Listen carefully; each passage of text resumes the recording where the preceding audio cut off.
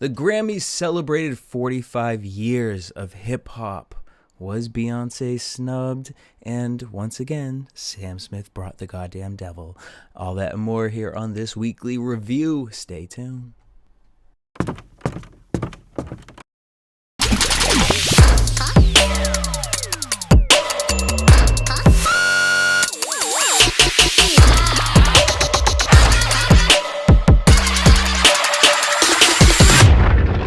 What up, y'all? It's your boy DJ Jesse J here on this weekly review. Happy Thursday. You already know I got my queen to be, Courtney Stewart, in the building. Hey, boo.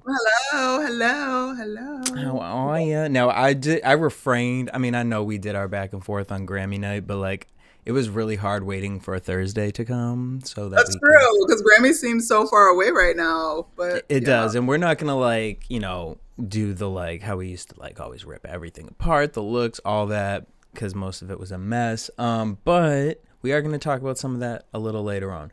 But first, from last week, I just want to say Netflix came out and they said that press release, whatever that was never supposed to go out. It was old, and somehow it just made its way out, and they would never do that, and there's not going to be any cancellation of subscriptions or anything. And so right, y'all tested the waters, you felt the spanking, and you was like, we not going down like Blockbuster. The market research study says that is a horrible idea. So. Right. And you know what? I'm not mad at it, because at the end of the day, fine, you tested it, didn't work, and you didn't move forward with it. You realized, hey, you listened to the people, and I appreciate that. I wish our politicians would do that as well. But that being said, what are they going to do? Because Netflix is in some financial trouble. I mean, I think there's something to learn from Disney. They do their movie premieres and things like that. So like this Chris Rock live coming up, maybe it's like certain things are a pay-per-view. Like if you want to see the Chris Rock thing live, you have to pay to watch it live. And then if you don't, you have to wait a month for it to come out. Something like that, where they invested a lot of money into this. It's a hot ticket. People are going to want to watch it. Like if Beyonce released it, I know she has a certain amount of projects with Netflix. If she released a concert with them, you'd be able to watch it, be the first to watch it. It's unlocked on your Netflix. You know what I'm saying? Something like that. I don't know. That's the only way I could think. With that, because I'm a very patient person, so I can wait. Me too. As I do. And once again, will continue. Like I said, I forget what the movie was I said last time, but again, Megan went to the movie theater. Next thing, Xfinity, it's available to rent for $6. Like, what's the point of going to the movies? Well, the drama with the movies right now. Well, with AMC, I know you lying where I'm gonna sit. First of all, how dare they? When tickets are already like $15, how dare they? Not only that, but okay, fine, I'm paying $15. The seats are these seats going to be elevated, or are we going into the same movie theater? We're not changing the theaters, baby. They just picking where in the theater. Like the back row is expensive, the center is expensive. But that's so subjective. Like to say, I know people that love sitting in the front. I know people that, personally for me, I don't like sitting all the way in the back. I don't want to see all y'all heads. I don't want most people try to go to the back. I don't want to be sitting around you. I want the back row, back row, closest to the stairs and the exit. Well, girl, they acting like Beyonce tickets. They acting like Ticketmaster out here. Well, I feel like just knock themselves out of the race completely, because who's gonna deal with that? Not me. And I wonder what that means for AMC Plus stub members or whatever that is. Oh, I am a stub member now. If it was worth it at the time, but now I don't think it's. I don't know I don't even know. Whatever.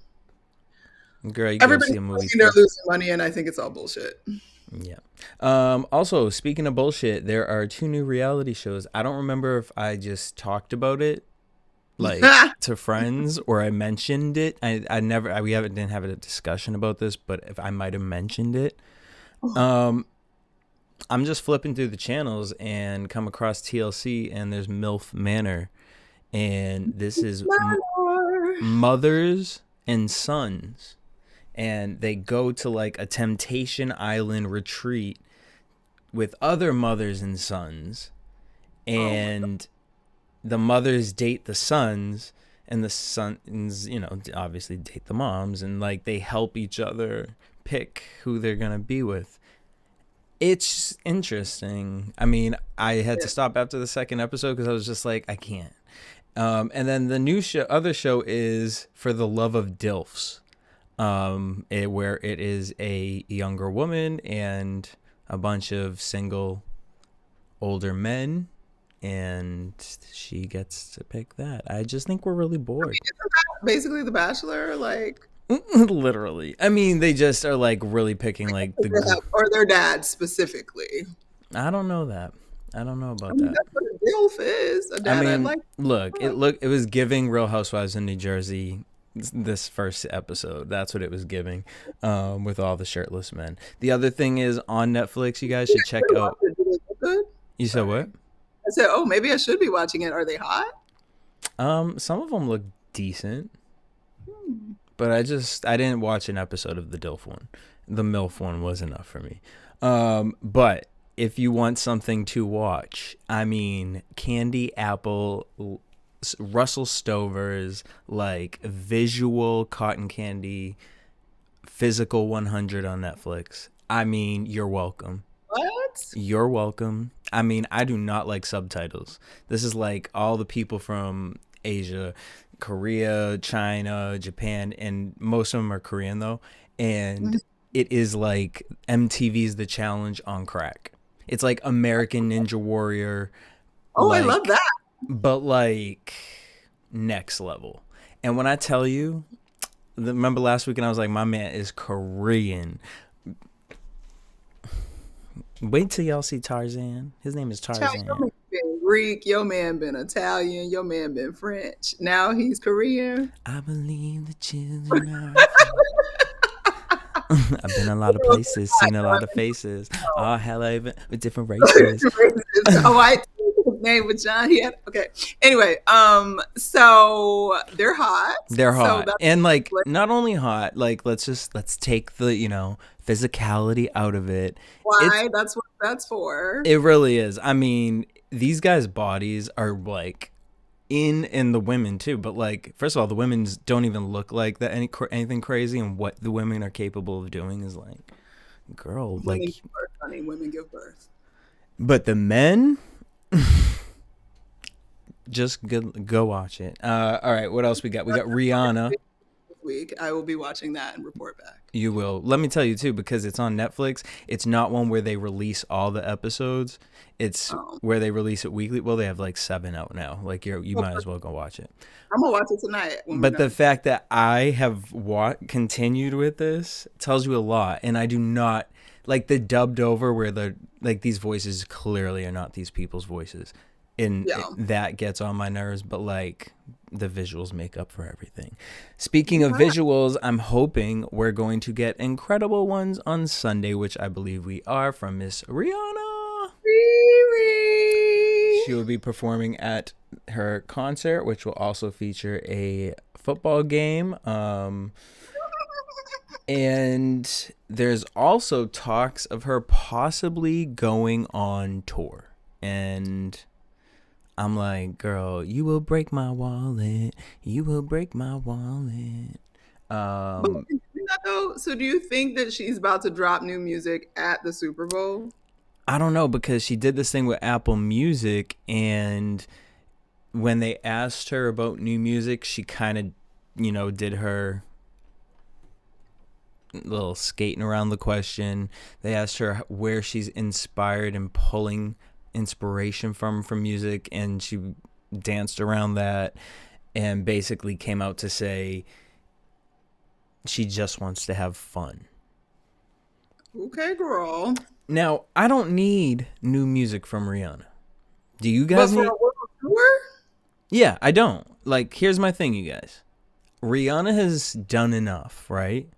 That if Rihanna wanted to use this time right now to just have fun and just go on a concert tour, I would be down for that. I would be down to, I just think that like we have such a lack of amazing, obviously it's like, girl, really waited for the year that Beyonce, Janet, probably Nicki Minaj is going to go on tour. Like, you waiting for, we all doing this at the same time? Like, we couldn't have did this when there was nothing Again, going they on. should have all just come together and done like a dynamic tour that was like a festival of like all of them at once. It would be amazing. I mean, look, and It I would be amazing. dreaming, And we still wouldn't get tickets to it. tonight. Right. They'd be like, you guys, we talk all about the Illuminati. If you want tickets to this show, give us your soul. Give your firstborn. Right. You won't break my soul. Like, girl, you just want to have, I just want to have fun. Okay, Cyndi Lauper. Like, girl, what? I can't. Whatever. Speaking of the Super Bowl, Tom Brady, Daryl came in last week, and he was talking to us about all that money that Tom Brady is coming into, and he's living his best life, and now he's realizing he's single, and he posted a thirst trap, and it was an interesting thirst trap because I got many different feelings from it. Like, what feelings did you get, Jesse? The initial feeling was like, who's that? And then the second feeling was like, okay, what do we got going on here? And then it was like, as I inspect this picture a little more, and you brought up Frankenstein before we did the show, and now that you say that, you've clicked everything that I was feeling and questioning within that picture. And it made me feel like he's questioning what's going on with himself through that picture. Like, it was giving attention. It's like, this, you don't normally do this. So now what? You've retired, you lost your family, and you're just like, thirst trap. I mean, nothing bad about it. It was just interesting. It was him. He was promoting the underwear or something, wasn't he? Like, wasn't that the point? I'm not sure. I wasn't looking at no underwear. I don't look at him that deeply, but he's always looked a little Frankenstein-y to me in the face. So I never thought of him that attractive, but like, he's not bad looking. But, honey, what I will say is I was surprised at how thin he was. Yeah. Is that like weird? Because I was just like, look, granted, I can't follow the sports for real because it gives me stress and I'm a psychopath. But like, I know he's a quarterback, so he's not like, whatever the big guys are that are blocking and whatever. But he seemed very thin to me. It felt underwhelming. Like, I wanted to really be like, yes, there's trap, but like, It just was like, more like, I'm rooting for you. Like, you're going to get there. It's like when Justin Bieber did the Calvin Klein ad. It was like, like, fill it out a little more. It was feeling very regular and not very gladiator. And I think when I think of football players, they're either really large or like gladiator bodies. Right. And it just didn't give me that. So I was kind of surprised. It wasn't giving me, what's his name on the cover of Vibe? On the cover of Vibe? Is it Vibe? Was it, or Ebony?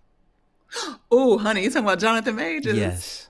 Yeah. Let me tell you, I feel like he whoever that photographer was, because I've never seen pictures like that of that man. And no. He did another spread right before, I think it was for GQ. I'm gonna find it while we're I know what you're talking about. But when I say like that, I just felt like there was a swag in it, like a comfortability with himself that, like, I've seen him sexy before and half naked, but like, I don't know. It was just a interesting, I forget which picture it was, but it was like, I feel like it carried through them. And I was like, I feel like he really was like feeling whoever the photographer was, like, because photographers can do that when you are in that space, make you feel real comfortable, open you right on up. And honey, he made love to the camera, because every time I look at those pictures, I feel like, well, happy Valentine's Day. Because I am real ready to rent a whole theater for a private screening of Creed. And I done told y'all I ain't seen none of the Creed movies, but I'm going to see this one. And everyone going to get a little Candy. What's Candy's secret little company? Going to get a little vibrator. Buzz. Can't wait. Okay. Can't wait. All right.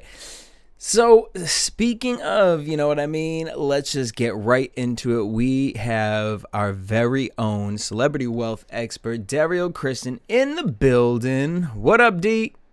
What's up, everybody? How you doing? Happy Thursday. Happy Thursday.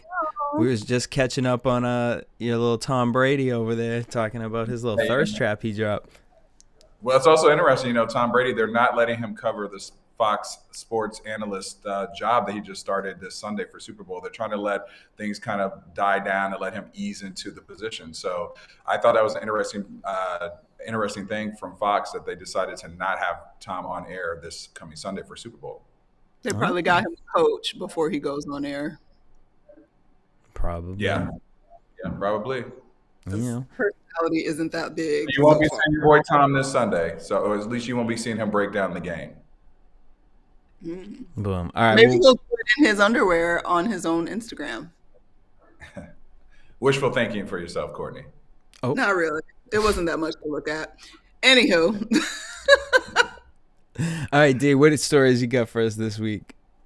I got two stories hitting the news this week. Were you all a Cutthroat Kitchen fan? Did you ever watch that show at all on the Food Network? Cutthroat Kitchen, no. I did. You did? Nope. Okay. Well, one of the stars there, chefhuda, she is one of the favorites and the champion of the show, and she is adding entrepreneur to her title outside of just being a celebrity chef because she is launching her own Just Savor products, which includes gourmet foods, also home products like plates and mugs and tableware and even spices. It's part of her Black Excellence collection, and it's launching this month for Black History Month. And so everyone's talking about it because she was already a favorite chef. So she's adding that portion to her title as also an entrepreneur businesswoman as well. So I'm looking forward to it. I already liked some of her food and spices and things that I've tried before. So it'll be interesting to see what type of collection that she comes out with and what that looks like. But it's like I said, it's for celebrating Black History Month. So what do you guys think? Will you be purchasing chefhuda's new products? I mean, I definitely want to look at it. I feel like I saw like a picture of some dishes that looked really pretty.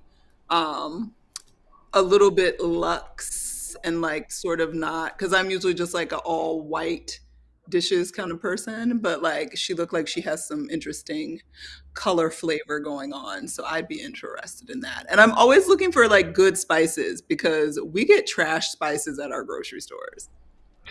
I'm definitely down for some good spices. You know what I'm saying? Like right now, the plates and stuff, like maybe for a gift or somebody, but spices, I'm down for that. Well, I'm all about a spice because that obviously makes the meal. And I think it's very interesting too, because there's celebrities are obviously creating a variety of different brands. We hear a lot about skincare lines and beauty brands and fashion brands, but, home products are, there are only certain celebrities that have actually launched those things. We obviously know that George Foreman was very, very successful with what he launched. And also we're looking at like, or who just launched a whole new holiday. This past Christmas, she launched a holiday hardware, which included like microwaves and toasters and a variety of different things for your house. They were home appliances. So we've seen the success from other celebrities launching these home products and home goods. So I'm hoping that chefhuda, especially being a sister, that she has just the same success. I'm sure she will. Make them cash dollars, girl. Okay. Make them checks, girl. Make those checks. Yeah. Look at you with the sound effect. You know what I'm saying?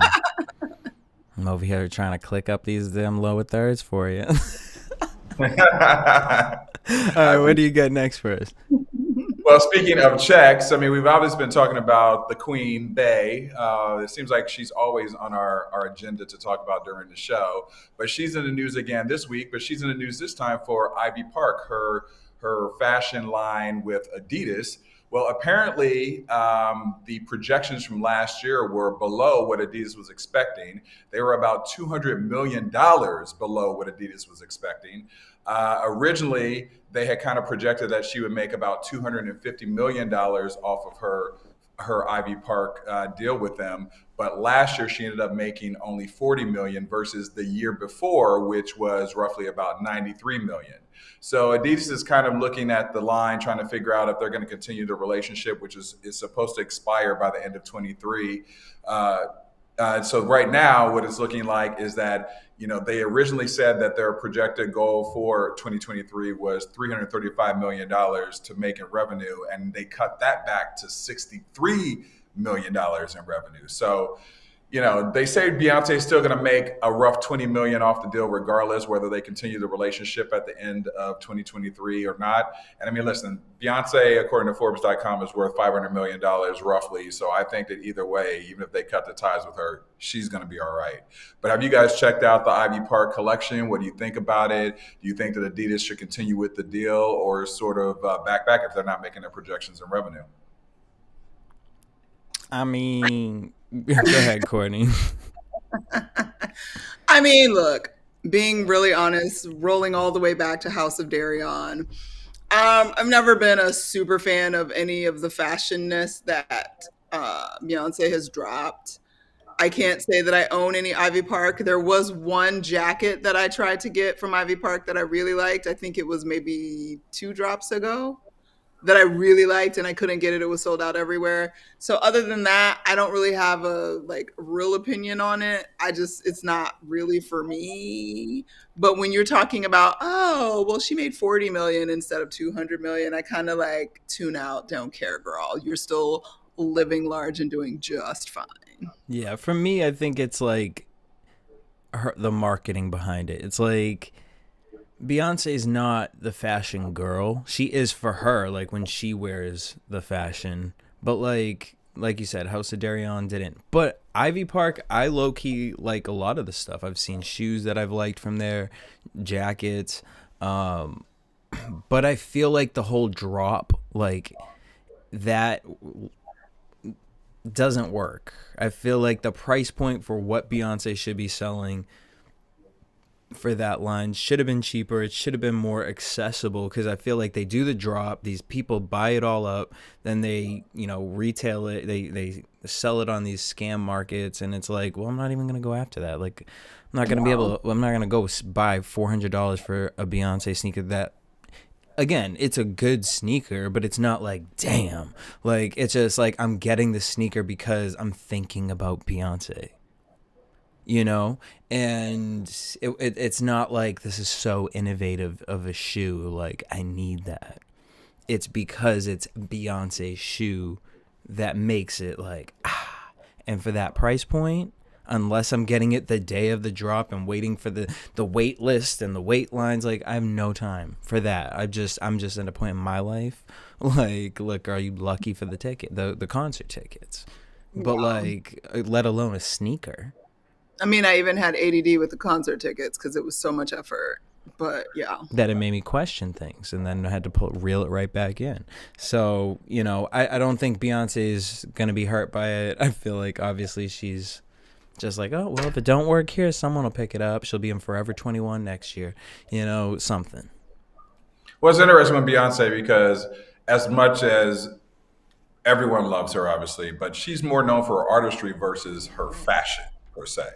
And, but when you're looking statistically at fashion lines from celebrities and what they're putting out there, Adidas expecting to make $335 million and cutting that budget back to $63 million is a significant difference in what that projection would be. So I think it's going to be a very interesting end of the year for 2023 if they decide to continue with the relationship or pull it. I mean, it is Beyonce, like you said, with her being worth $500 million, she will find something else to put her name on or create something to add to her portfolio as a businesswoman. But I do think that is a really deep place of being in the red for a fashion line and for projections. Conspiracy theory. Okay, so she either just did a drop or is about to do a drop, something with that with Ivy Park, right? So what a coincidence that now we're hearing that Adidas is nervous and who will come save Beyonce is the Beehive. And so I'm wondering, Adidas is looking at that big price drop that hit with Kanye, and they're trying to figure out a way, how can we get something for the name Adidas back out there in a positive light, in a way that people will buy it up because they want to support. They don't want Beyonce to fail. No, what $40 million? She's the best. She's the queen. It doesn't matter that it's Adidas. Let it be Balenciaga with the babies, and Madonna's releasing tennis shoes. Whatever. Sign us up for it. I was gonna say something crazy, but then I reeled myself back in.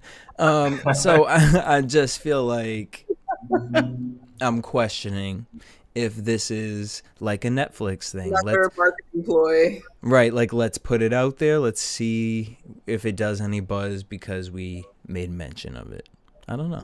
Well, it's also interesting because some insiders in one of the articles I read off of Forbes.com, they were saying that there are some executives, they didn't give names, that said that the line is still doing fine, that they're not worried about it. But then there's another part of the article that talks about kind of like the overall consensus is that they're a little nervous because it has had a drop in revenue for their expectations the last year. And so, I get with you with the conspiracy theories, but who knows? Well, I guess only time will tell to see if also by her going on tour, by her doing these other things, will the line all of a sudden pick up in revenue as well?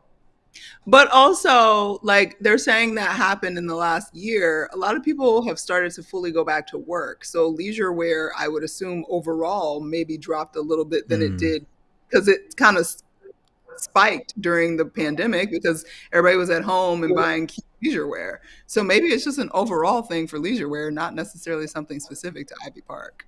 True that. Well, we'll find out. We'll find out by the end of 2023. Okay. A few more months, girl. All right, let's get into the Grammys because Daryl was there. Daryl, you were at the Grammys. Any fun experiences? Who'd you see? Who'd you talk to? I mean, it was great. I mean, obviously, they were celebrating the 50 years of the Grammys were celebrating the 50 years of hip hop.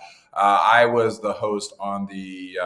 It's a new stage they created on the red carpet called the Virtual Press Platform. So I got a chance to interview a lot of the talent that was there, from Grandmaster Flash to MC Light to Salt and Peppa. I mean, even all the way down to Shania Twain. So we were right next to the Billboard platform. So I was able to get all those people that were going to see Billboard to come over to us. So it was a lot of fun. So I remember just kind of standing doing interviews, and Lizzo walked past, and all I could think about was she had this orange outfit on and she could hardly walk because of this orange outfit. She had 5 assistants or whoever, her fashion people, following behind her to keep this orange dress / cape / headgear with flowers together. But it looked dope on her. I mean, it looked really good. And then I remember seeing Samsmith with his entourage of his dark dancers. So those were some of the highlights. I mean, obviously though, once again, with it being the 50 years of hip hop, seeing a lot of those hip hop stars in person, talking to for example, Slick Rick and Grandmaster Flash, it was really dope. They were humble, and it was just nice to celebrate them because you realize how much it's impacted the music industry. Amen. But let's just get into it. How did you guys feel? I mean, let's just start with the 45 years of hip hop that the Grammys celebrated. What did you guys think of the 45-year celebration of the Grammys hip hop special? I mean, do you want me to start? Or you want Courtney to start? Whoever. Yeah. Go ahead, D. I mean, being there, the energy was just out of control. It was so much energy when they performed. I loved the performances. I did feel there were certain people that I thought should have also been up there. I mean, I know there's a lot of back and forth, and they already had mentioned that, obviously everyone has an opinion on who they think should be on the stage, and not everyone can be a part of this show because there's only a limited amount of space and a limited amount of time. But I did feel like, for example, a Diddy and a Little Kim should have been up there. I mean, they were such a important part of what we know as hip hop today, and I felt like that part was missing from the show. Even I get even them having Glorilla up there to kind of, I guess, celebrate the new hip hop. Well, great, because I need But someone to explain it to me. I still felt like there should have been a lot more other people up there that could have performed versus Glorilla. But overall, I thought the show was great. But again, I think that there were certain people that should have been up there that we just didn't see. But I also know that there was limited space. But as far as like, LL with bringing back the Kango and he's walking around with the boombox, Public Enemy with Chuck D and Flavor Flav. I mean, Flavor Flav, I don't know where he gets all of his energy from, because at the after party for the Grammys, Flo Rida performed and Flavor Flav was up on stage with Flo Rida for like an hour performing, and he stayed on stage an hour after that just dancing. I was like, I need his energy. I don't know what vitamins he's taking, but I need to inject that into my blood system tomorrow. But overall, I thought it was a dope show. I mean, it was really. I love the graphics. I love what they did. But there were some people missing that I thought should have been there. Courtney, what you think of the 45 years of hip hop? I mean, I think that whereas I definitely noted the moments of like, oh, it's weird that maybe Diddy could have been there. I understand why Diddy wasn't, because there was so much focus at the beginning because hip hop started in New York. And I feel like they were trying to, obviously they only had a certain amount of time to kind of explore the whole path of hip hop and to not come back to New York because it had to give room for other spaces. I get it. So I wasn't mad. I think for overall, it was great. I think that if I'm saying anything that they missed, I think they missed the New Orleans, Texasness of hip hop that kind of got left out. Yeah. But, I guess they kind of tried to fill that with, wait, did I make this up? Was Nelly in it? Yeah, Nelly was there. Yeah, I think that they were kind of using, because that was in terms of time frame, Nelly would have been that era of like St. Louis, St. Louis, Master P, and all of them were kind of in that same time frame. I just think that like specifically the New Orleans-ness of it all and Master P of it all was something very specific and different and ownership wise. So like it would have been nice to see that. And I do think Texas has their peeps that didn't really get a moment. And I know some people were complaining that there wasn't enough West Coast, but I feel like using Ice-T, like I think they got their due. Well, they had Ice-T, they had Too Short. And all of that. Like I feel like they gave full homage to what was happening as best as they could in the time that was given. So, and I think their focus was clearly like the history. So like the beginnings were heavy, and then everything else kind of like was like a quick run through. Because, Atlanta, in my mind, deserve even more because Atlanta got a lot more than what we got. But, right. 100%. It's Atlanta, and even Miami, because I felt like where was like the Luke and Trick Daddy, Trina, I felt like that representation was a little bit lost too. That's what I say, Southern hip hop, they kind of put it with Big Boy in Atlanta and moved on. So I get it. But that's also why I think there were way more people that were slighted in other places than New York. So I get why Diddy wasn't in it, if that makes sense. But yeah, let's not forget. Who? Glorilla. Yeah. Well, let's not forget about the Midwest representation too. Where was Bone Thugs and Harmony? Well, they had Nelly. They had Nelly. Yes. I mean, yeah, but I would have liked to see my Ohio boys up there too. But again, no. See, my thing is, look, I get not having everybody at the same time. I get it. Like we got probably 6 minutes here. We gotta, but I get we're celebrating 50 years of hip hop, right? And what you tried to do was start back in the day and take us through the times and bring us here. And you missed a gap of 5 years when only one female hip hop artist. I'm so sorry. I'm gonna say but Nicki Minaj literally held female hip hop down. There's no other female in hip hop that did this, that had a period of time that did that for at the minimum of 5 years. I really would say arguably 8, but we'll just say 5. And that's so wild to me. And fine. All right. But I don't think it's about artists. I think it was regional.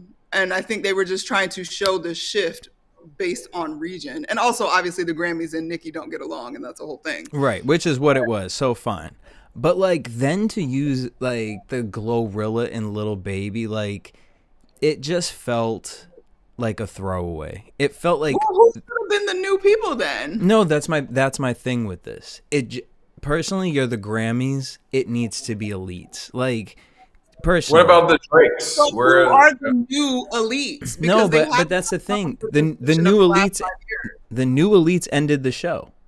Like in my mind, right? The new elites, Jay-Z, Rick Ross, Lil Wayne, like DJ Khaled, like that's the new age. That's not the new age of hip hop. The new age of hip hop is still young, and that's Little Babies and Da Babies and right. But those people, I Drake. Right, but Drake would be considered Drake that. at this point, Drake has literally been in the game at this point 15 years. Yeah, like, no. To me, Drake would have been at the table at the end.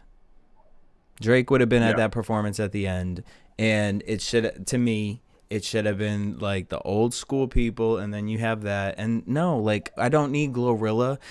It's like really weird to me that the Grammys just picks a random black female girl to perform every year. It's always a new one, then they toss her away the next year.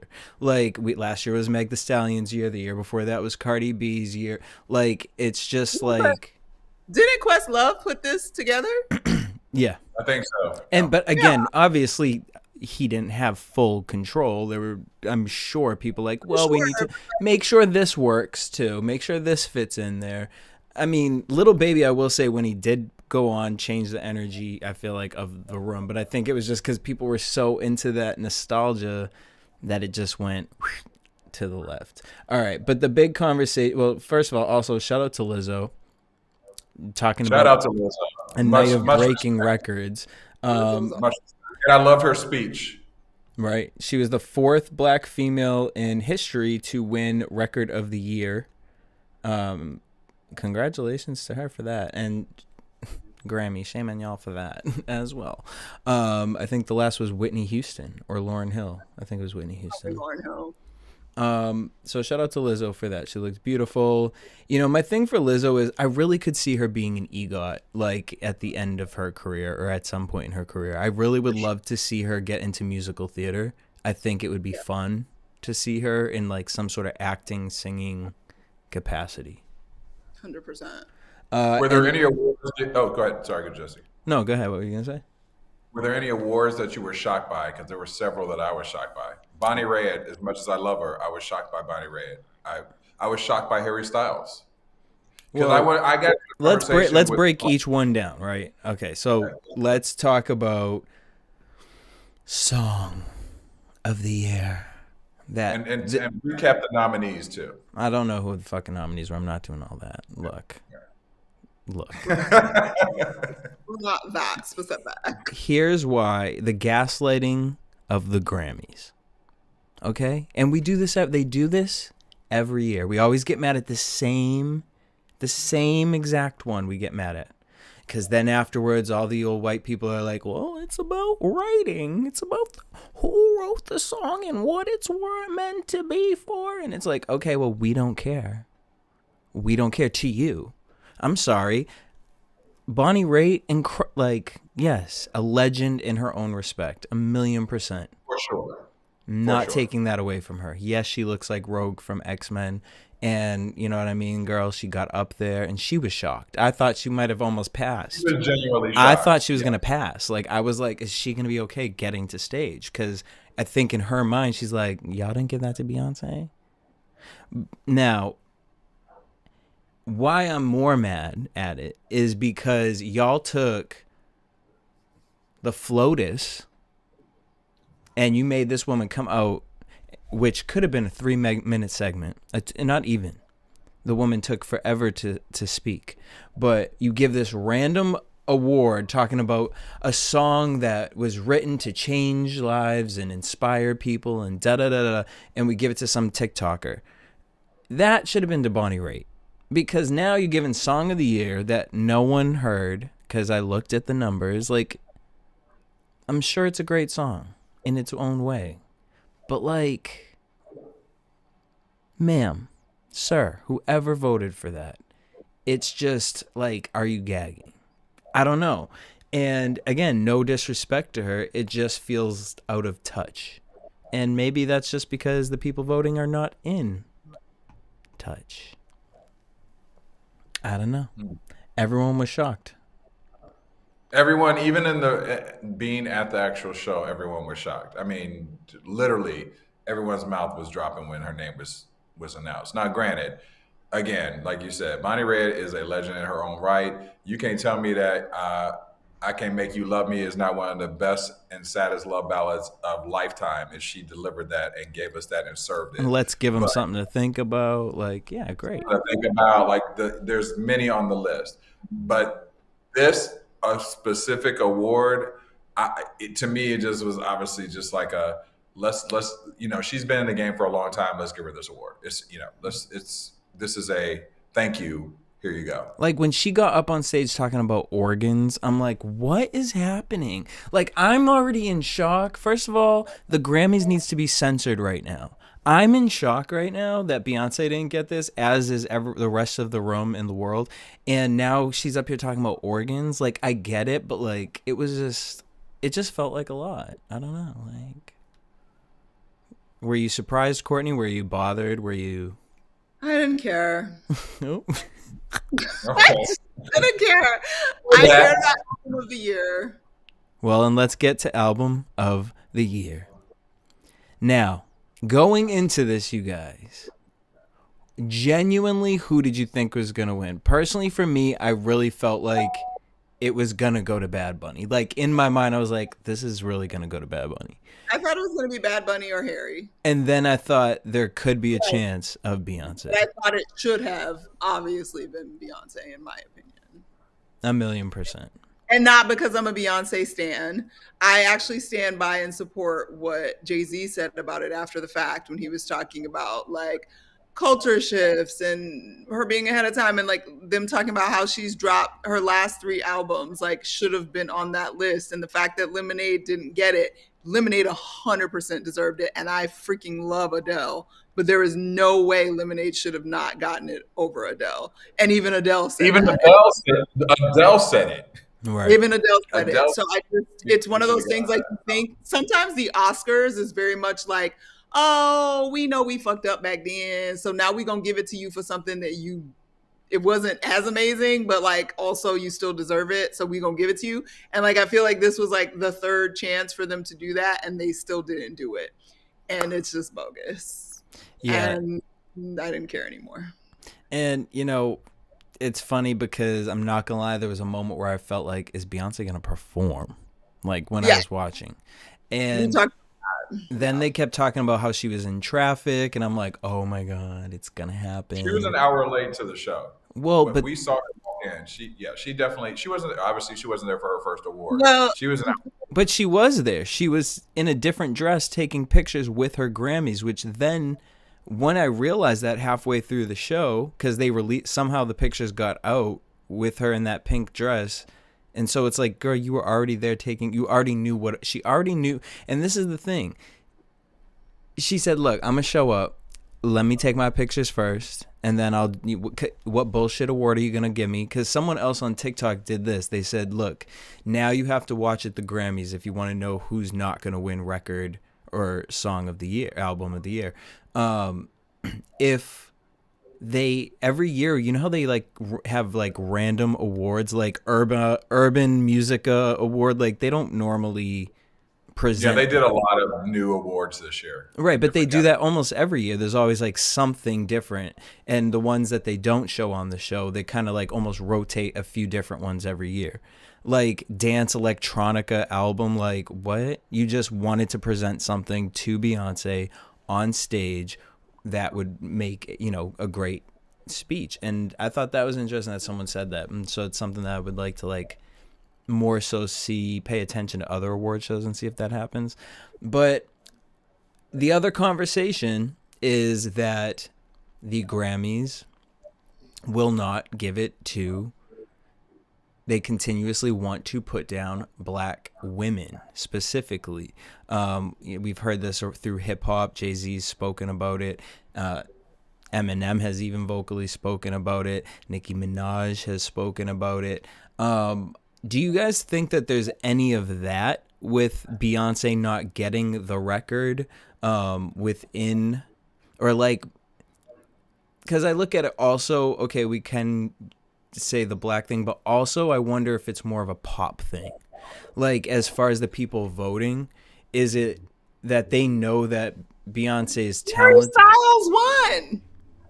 Well, no, that's, I mean, well, and that's the other thing too, is like, no, it's 100% racism and sexism permeates every institution and cultural institution in this country. There is no surprise or shock there. Every once in a while it breaks through, hence Lauryn Hill 23 years ago or however long it was ago that she won. Like, so people will be like, well, Lauryn Hill won. That's not true. No, bitch, that's one in like however many hundreds and hundreds of other women, black women deserve to win things that don't. It just is what it is. And it's fine. They still suck because that was just dumb. And it's 2023 and we tired. Mm-hmm. But congratulations, at least she broke the record. Right. She broke the record. But almost the record feels just like a pat. It doesn't, as much as I want to. And insulting. It's insulting that she's broken the record and never won Record of the Year. Mm-hmm. Like, it's just stupid. With the most epic releases of albums, like when I really think of Beyonce, the self-titled album, the way she released that had never been done before. Well, actually, it had. By who? But I think it was it? It's either Rage Against the Machine or it's another like alternative like band. So like it's just not first on a mainstream level. It had never been. Well, I mean, girl, I was never listening to Rage Against the Machine. Rage Against the Machine was. I don't think it was Rage Against the Machine. I just said Rage Against the Machine because it's like but it's a super popular like international band that did the same thing long before Beyonce did. Okay. Well. I'm just trying to give credit where credit is due. That doesn't take away the fact that her drop was impactful and insane. And it's also a bomb-ass album. Like, forget how she dropped it. Like, Beyonce, Lemonade, and freaking Renaissance are stellar. Literally. And fine, you didn't give it to the other ones. All right, fine. But the argument for Renaissance is equivalent to my argument for Bad Bunny, right? And Harry Styles, no offense, I had to go listen to the album after the Grammys because I was just like, let me just be fair and drive around in this car and listen to it. No, it's every song sounds the same. I'm sorry, and there's no vocal talent. No vocal talent. So here's my question with that was Album of the Year, right? That's correct. Right. Yeah, he was Album of the Year. So I thought that shouldn't Album of the Year, I don't know the guidelines, but shouldn't Album of the Year represent something that globally, transcends races, sexuality, whatever it may be, that everyone in this, it brings everyone together and that everyone knows these songs.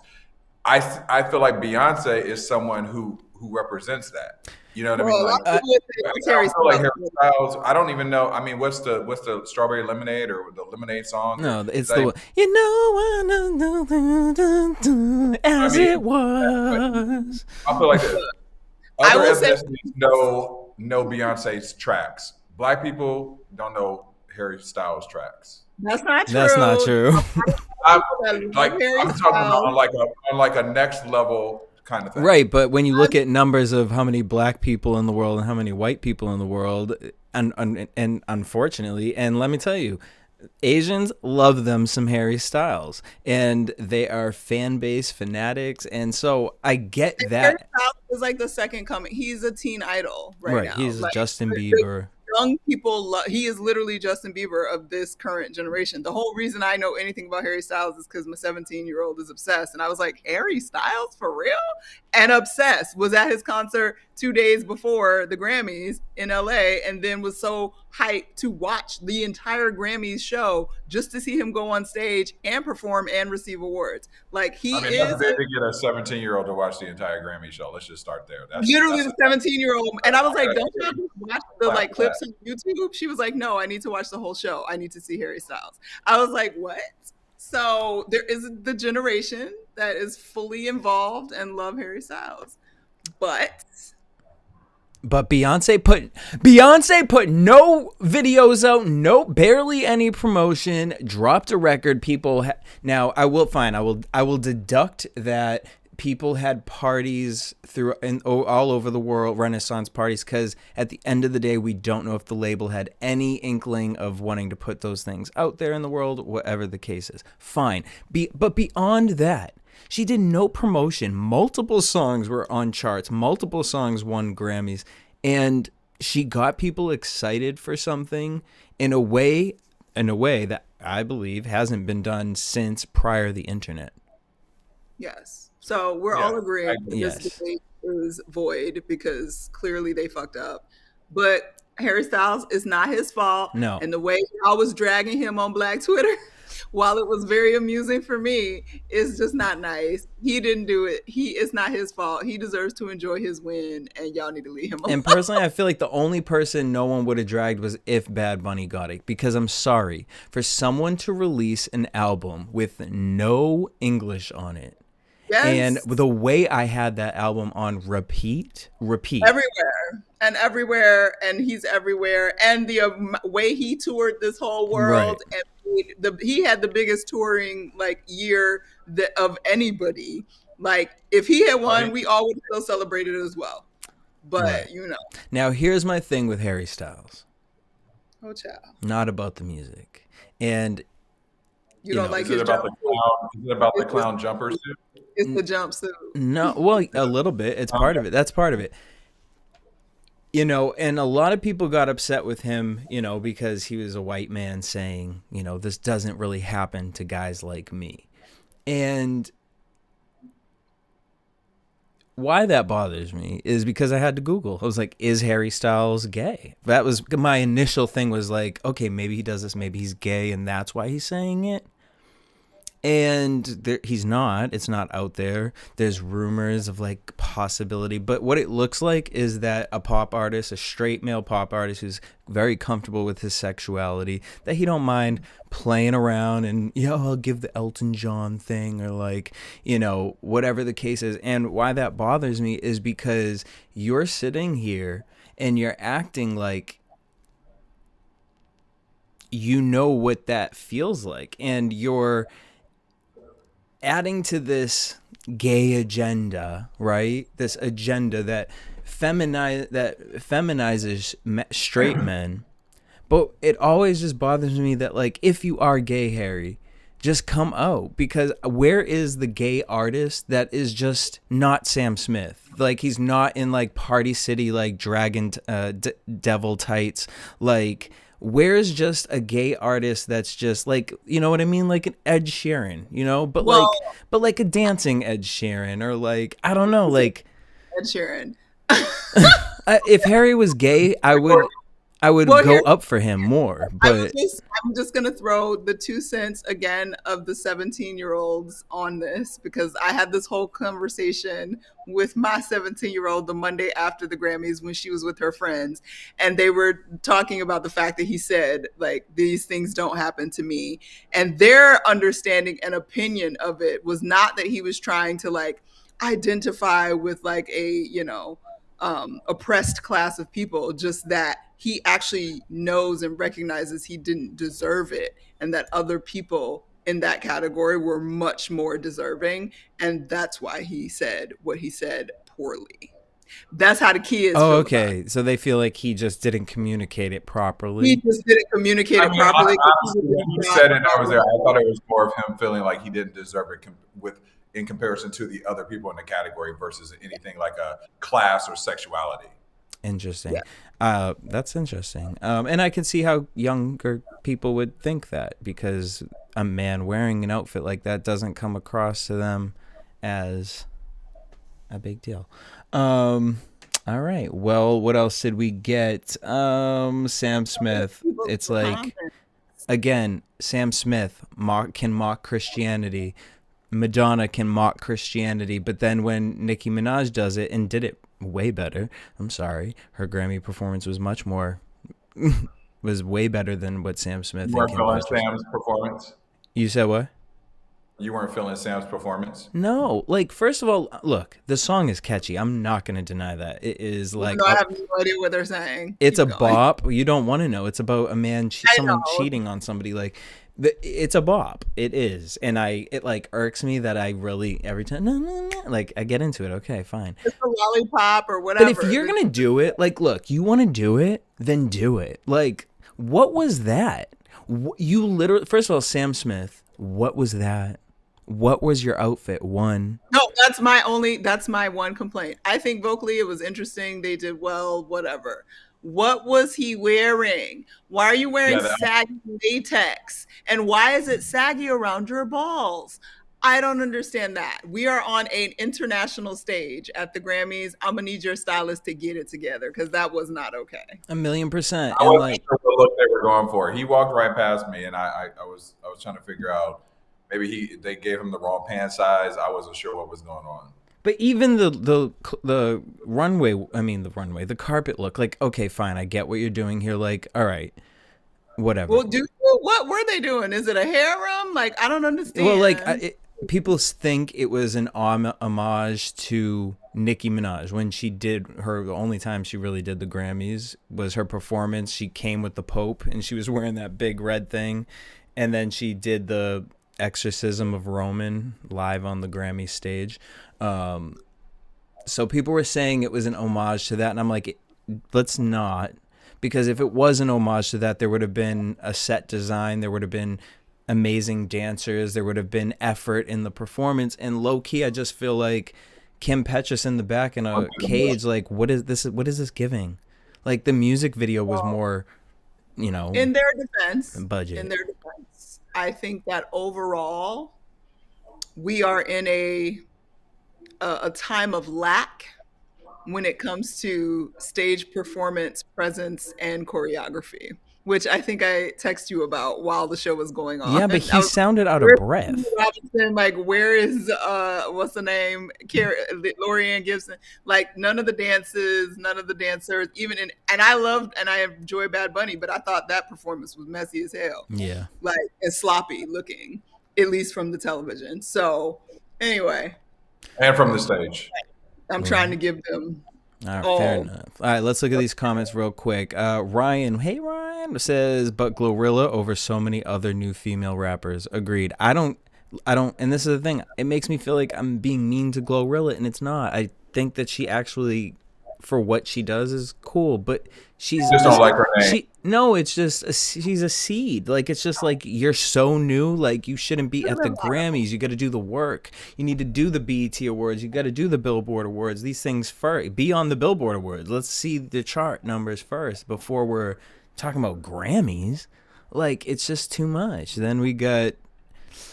He said, where was Nas, Eminem, Nicki? Well, Eminem and Nicki have beef with the Grammys, so they're not doing that. Nas, again with Nas the names. is another one. Yep, Nas. Yeah, the names that like Daryl and Courtney brought up, I definitely agree he could fit in there. Ronnie says, I believe Harry's age was another factor. We have a friend of the family's 15-year-old daughter who watched tons of Harry Styles concerts on TikTok. So while he's no Beyonce, his impact is big. It's huge. I agree. 100%. I agree with that. And here's the controversial take. Ronnie says, my other Grammys take was that people were way too harsh about Madonna's look. I think she looked fine and she's happy. You did not say she looked fine. Ronnie, I got to disagree with you, brother. I mean, she does look happy, so I'm happy for her. But she does look crazy. Listen, go ahead. I got things to say about that. So go ahead, Jesse. Finish your comments. Well, look, I'm not going to rip her to shreds for injecting her face. She can, you know what I'm saying, girl? If that makes you happy, do you. Absolutely. That's not what it's going to be.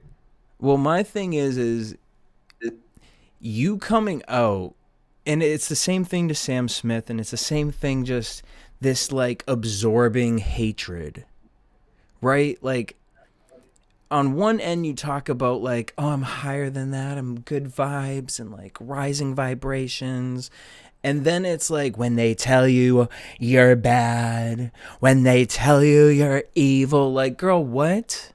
Like, no. People are just saying, like, you're pushing the button. You know you're pushing the button. You're not Sam Smith, or Kim Petras out here talking about, Christianity doesn't want me. That's not true. That these things that you guys are saying are not true. You're talking about individual people who hurt you. But now you're turning that and throwing it on a whole community. And not only a whole community, on a whole religious group of I don't even know what to say about it. Like, whatever that is, like a whole thing.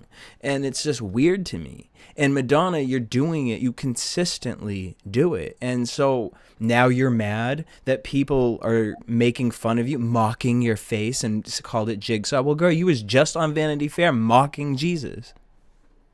What are you mad about? This is the game you play, girl. That's why you did that, right? So what are you mad about? Be happy now you're in the press because for what else other than child sex trafficking? Oh. I mean, rumors. All I'm gonna say about it else is, I just don't like when people try to act surprised that people are like, "Girl, what did you do?" When clearly you did something, and you did something so much that you look disfigured in a way. Like, you don't look like yourself. Like, you look like Black China. Like, how did I confuse who Black China and the fact Madonna that, like, that just makes no sense. So, like, it's bizarre to me that people, like, look, don't get me wrong. Everything about Madonna's body and aging and whatever should not necessarily be front page news. But also, don't get shocked when people are like, "Girl, what? What's happening?" Because you changed your shit up. And you did it on purpose. And you clearly are out in public and wanting people to see you. So why are you acting surprised that people have seen you and are now asking questions? Right. If she was, like, modestly dressed, like, changing her body and, like, whatever. But, like, you're in, like, harnesses and nipple tassels, like, so yeah, now we see all the work, girl, and we're just like, oh, Amanda Lepore, okay, that's what we're like, well, here's my problem with it. Like, okay. Yeah, here's I agree with both of your points, but here's my actual problem with Madonna and everything that happened after the Grammys is that obviously Madonna is the queen. Madonna is legendary. Madonna broke barriers. Madonna set the tone for the way people's minds think about sexuality, fashion, women. She was at the forefront of all that. She is obviously, it's her face, it's her body. She can do whatever she wants with that, obviously. But like, for her to go and say that it's that people are attacking her because of ageism and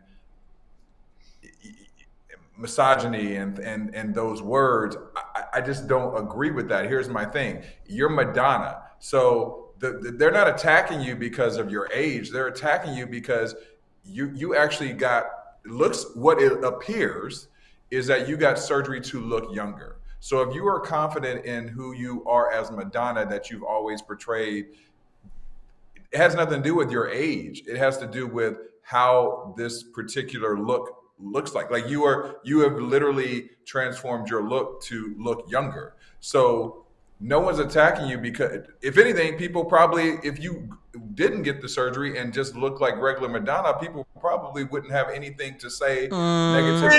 No, they'd be like, "Oh, look at her, she's old, drooping down." Somebody have something negative to say. But my problem really is that using that people are attacking her because of her age and ageism, I think that's personally false. I think that people are attacking her literally because she's transformed what her original look is like, and people are mean, and people are making those comments. But I don't think that people are like, "Oh, you know what? Madonna's too old to be performing. Madonna's too old to do this." She's selling out tours still. She just announced her tour and it's selling out. Right. So Ronnie's going to. That's my problem with it. Yeah. I mean, in the end, like, technically at the root of all of it is still sexism and ageism, because the bottom line is she's getting work, and if she didn't get work, people would be talking. Right. And getting work, people are talking. So right. that still is ageism, sexism, specifically geared towards women and them not being able to age however they choose to age. So I'm not trying to deny that. What I'm going to say in terms of me being like non-objective, I guess, is, girl, you got bad work. And that's my opinion, and I'm sticking to it. If you want to get work, get all the work you want, whatever, but let it be good work. Paris Hilton has great work. Like, get her. Cher, great work. Well, I won't say great, but she got good well, work. Face she at least work. looked like herself. Right. She looked like herself that's been going on for 30 years. And of course, that's my opinion. I get to have my opinion, and you get to choose to do whatever the heck you want to do. But don't pretend like people don't get to be human and see you and be like, damn, you look like something entirely different than Madonna, and then be mad about it. Like, I don't understand that. And especially in a day and age where you understand Madonna is not stupid. You know the internet. You know people's minds. No booty on purpose. You know people was gonna talk about that booty because you ain't had that booty. And then you got the booty, and then you took a picture of your entire body underneath a bed with your booty sticking out. It's your booty. Like, you want people to talk about your booty, so stop. And that's okay. And that is okay that that's what you want to do. But don't get mad when people are mocking you when you're out here mocking other people. It's life. That's life, girl. And don't act surprised by it. Sorry about it, but all right, Derrial, we love you. Where can everyone follow you, keep in contact, and all those good things? All right. Well, it's fun talking to you guys today. You can follow me at derrialchriston across all my socials, DERRIALCHRISTON, just in case you don't put that lower third on, which I hope you do. You can catch me, on all those places. Hit me up if you got questions. Hit me up if you got some comments. Agree or don't disagree with what I had to say today. I'd love to hear your comments. Amen. All right, D, until next week, we will see you. All right, we're going to get into some housewives because we got Jersey. Jersey's back in the building. What's going on in the chat? I am DeAndre. What up, bro? Says Madonna and Angela Bassett are the same age. Oop, gag. First of all, I don't even need to finish this because that's already a read. That is shade. That is a gag just in that. I don't hear anyone blasting Angela for her look. I think if Madonna allowed herself to age gracefully, she wouldn't have as much backlash. And off of white that, women don't age like black women, and she would have a much harder time. Because, like, what is your definition of gracefully? Can she get some Botox to, like, not wrinkle up? Like, Madonna's a pale white woman. Like, she's not gonna age the same way that Angela did. But marketing wise, I feel like it would make more sense for Madonna to not do that so that she could age gracefully, and then her standing up against sexism makes sense. I mean, I agree. And like, ageism. I would love that. Like, I don't want to see Madonna walking around with the ant booty like all these other BBLs running around. Like, I would love for Madonna to be with her same body and yoga that she been doing and her wrinkles and coming out and being still a bomb, just like Tina Turner did it well into her 70s. Like, do that. Right. But, do that. IGGY. All right, so let's get into some housewife stuff. But before we do, real quick, March 5th, we're getting Escape and SWV. I think this show is perfect, and I hope it's the test for Candy bouncing off of Roja into something else, because I just feel like at this point she's not delivering for Roja, and I don't see how she can any. What you mean bouncing off, like, into a permanent, like, escape series? Well, like, hopefully the show does good and they could do like a cute little season once a year or something. It's a one-off, child. This is a one-off. They can barely keep it together to do one tour for like 8 weeks. Stop playing.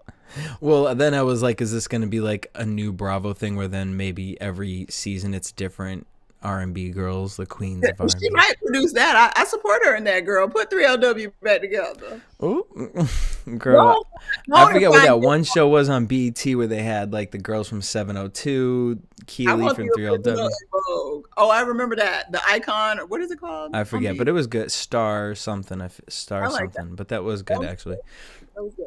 I would love En Vogue back together because I would love the original En Vogue back together. Yes. Like, all of them. All right. Let's get into. We get the original Destiny's Child. I wish.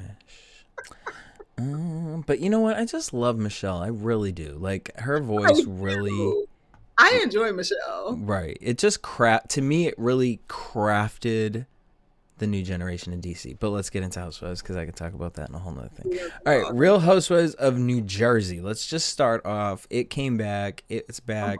Low key giving me snooze fest. I feel like we're gonna get some good stuff, but like I don't know. Honestly, the cast needs to be shaken up at this point. They did. They brought in 2 new bitches. Right, but when we bring in, we need to remove. I'm over Jacqueline. I just honestly, I'm a who? Or what's her name? Jacqueline? Oh, did I go? I would call her Jacqueline. What's her name with the broken foot? That's mad at Dolores.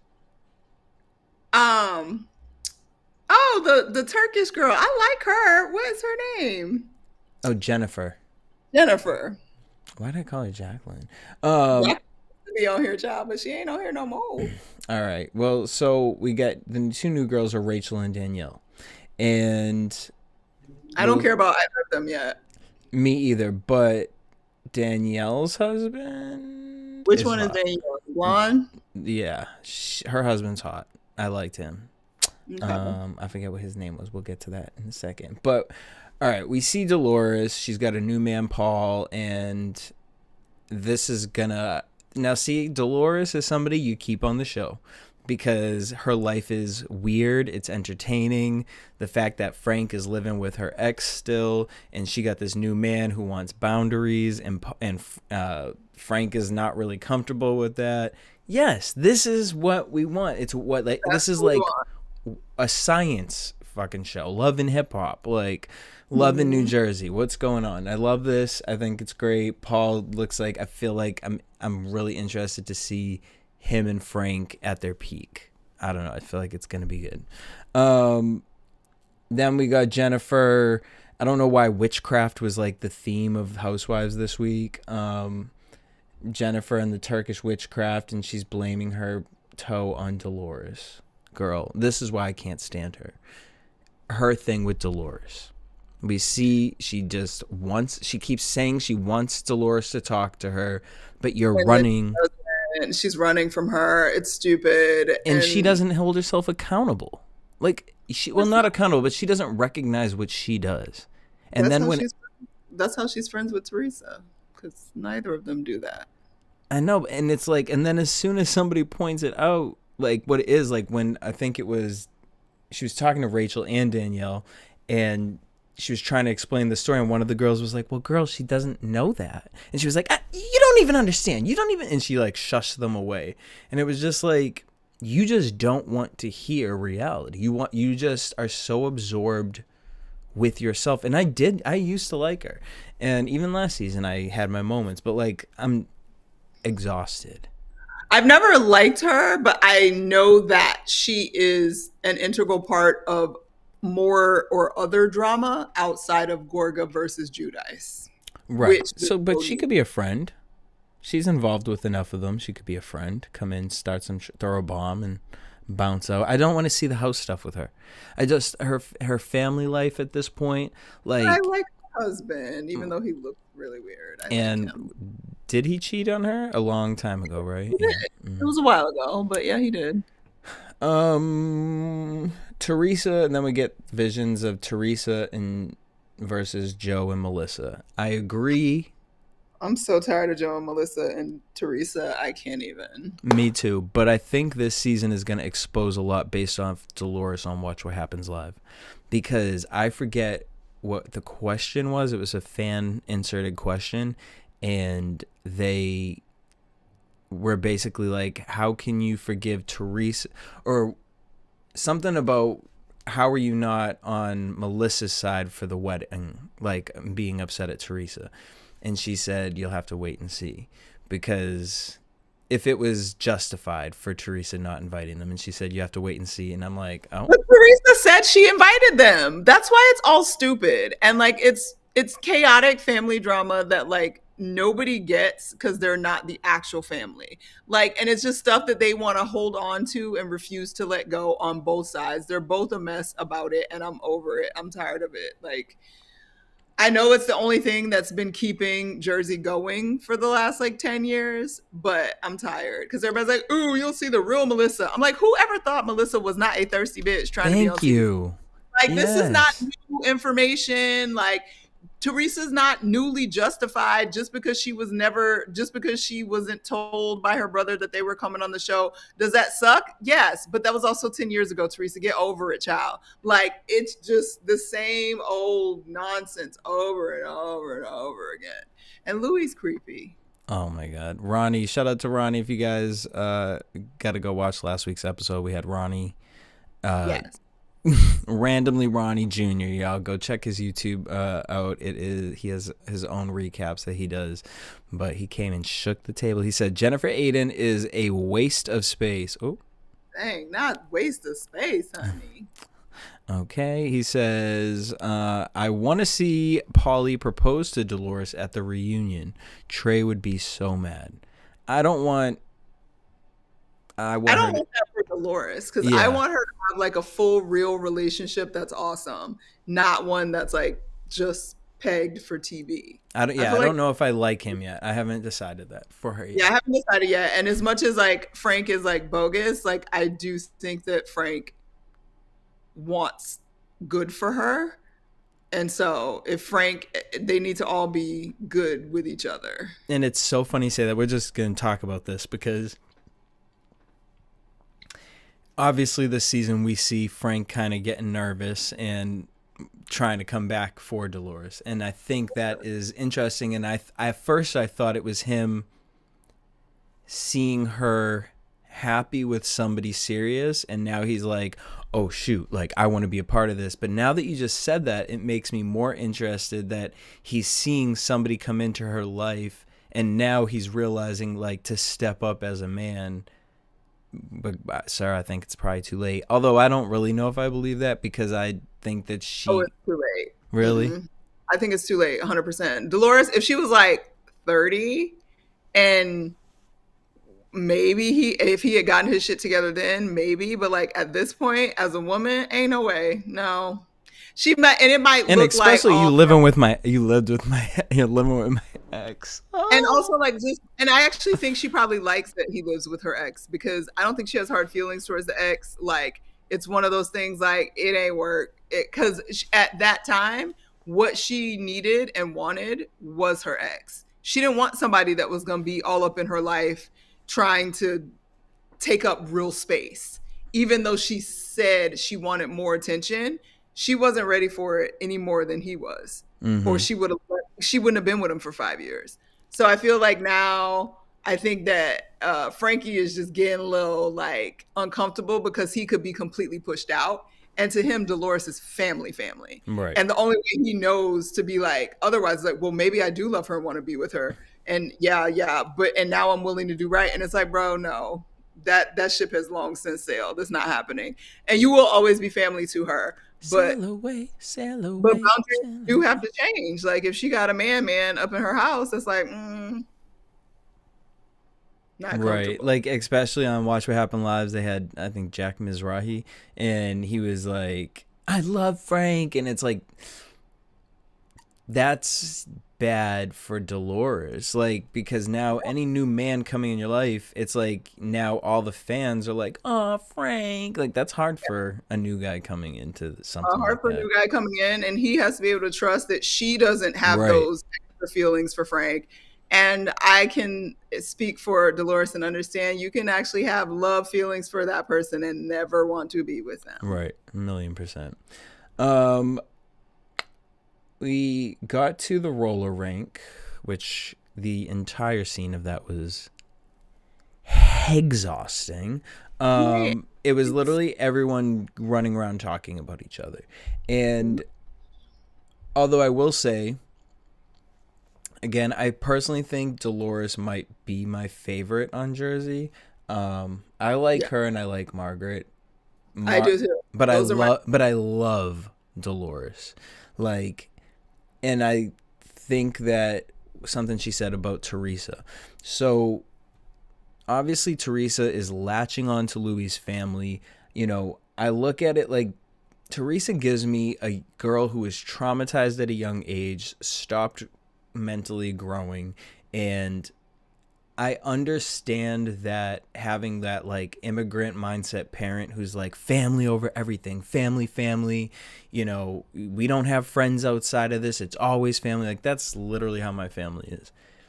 And once my grandparents passed, I noticed within my family, like my aunts and uncles, like it just wasn't what it was. You know what I mean? We still there for each other, but it wasn't like family every Sunday. Like we got to all be at this. We all got to show up. So I get that. And now they don't have the parents. And I thought that was poignant of Dolores to say that the parents were the ones who forced that. And I know it's just hard to, like, I can imagine Dolores has probably said that to Teresa. And just Teresa just is not someone who can receive something like that.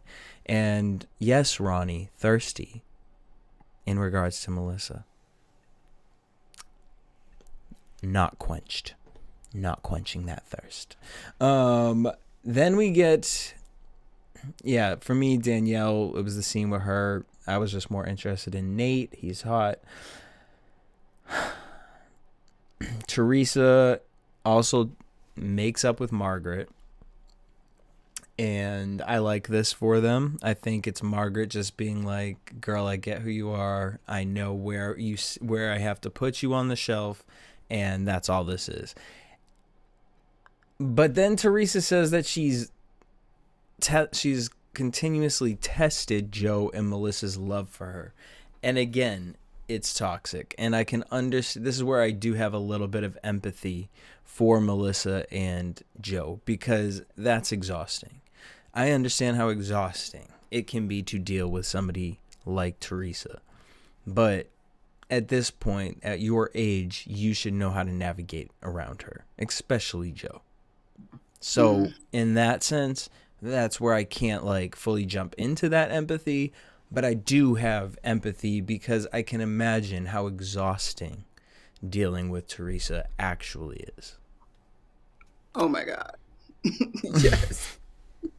I would never wish that on anyone. So we're always pieces of it on television. Right.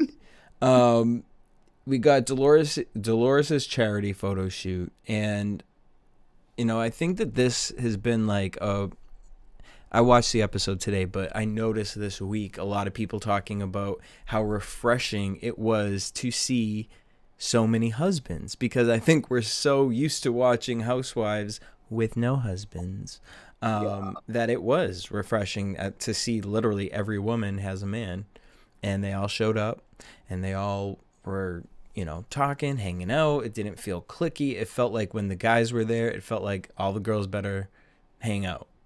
And I like that energy. And again, Danielle's man is hot. We got Rachel's man. He's hot with the beard, although the beard low-key looks painted on. Yeah, all of it looks painted and there's no chin. It's weird. Yeah. It's a little strange. So like if he had a real beard, I'd give him that. But like without that, sorry. But the winner. And Evan's hot too, honey. Who? Evan. Let me tell you something. Evan.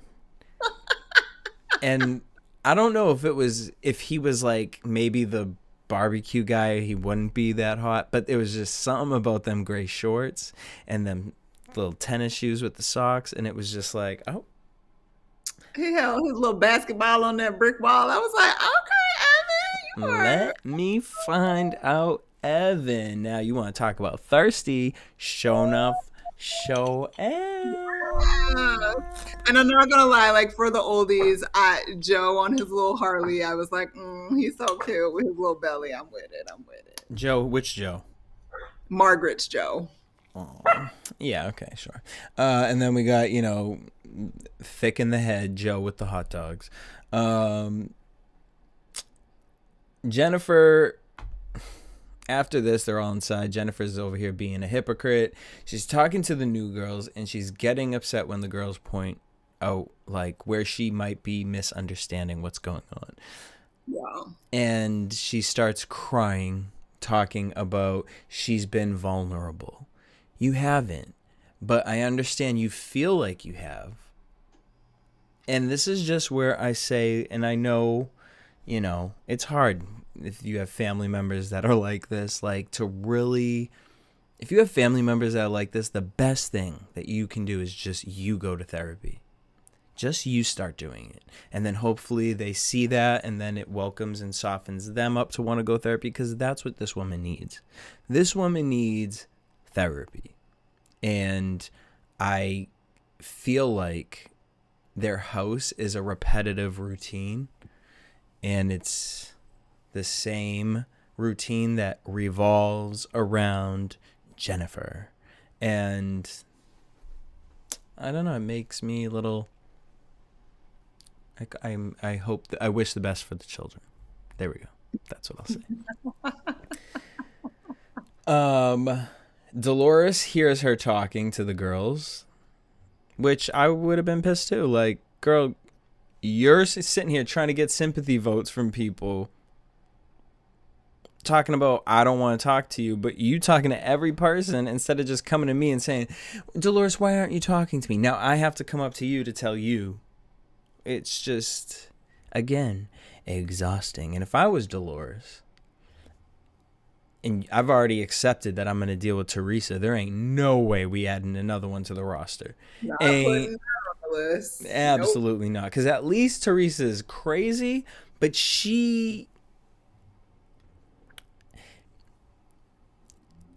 No, Teresa got 30 years. That's the only reason why you're still dealing with it.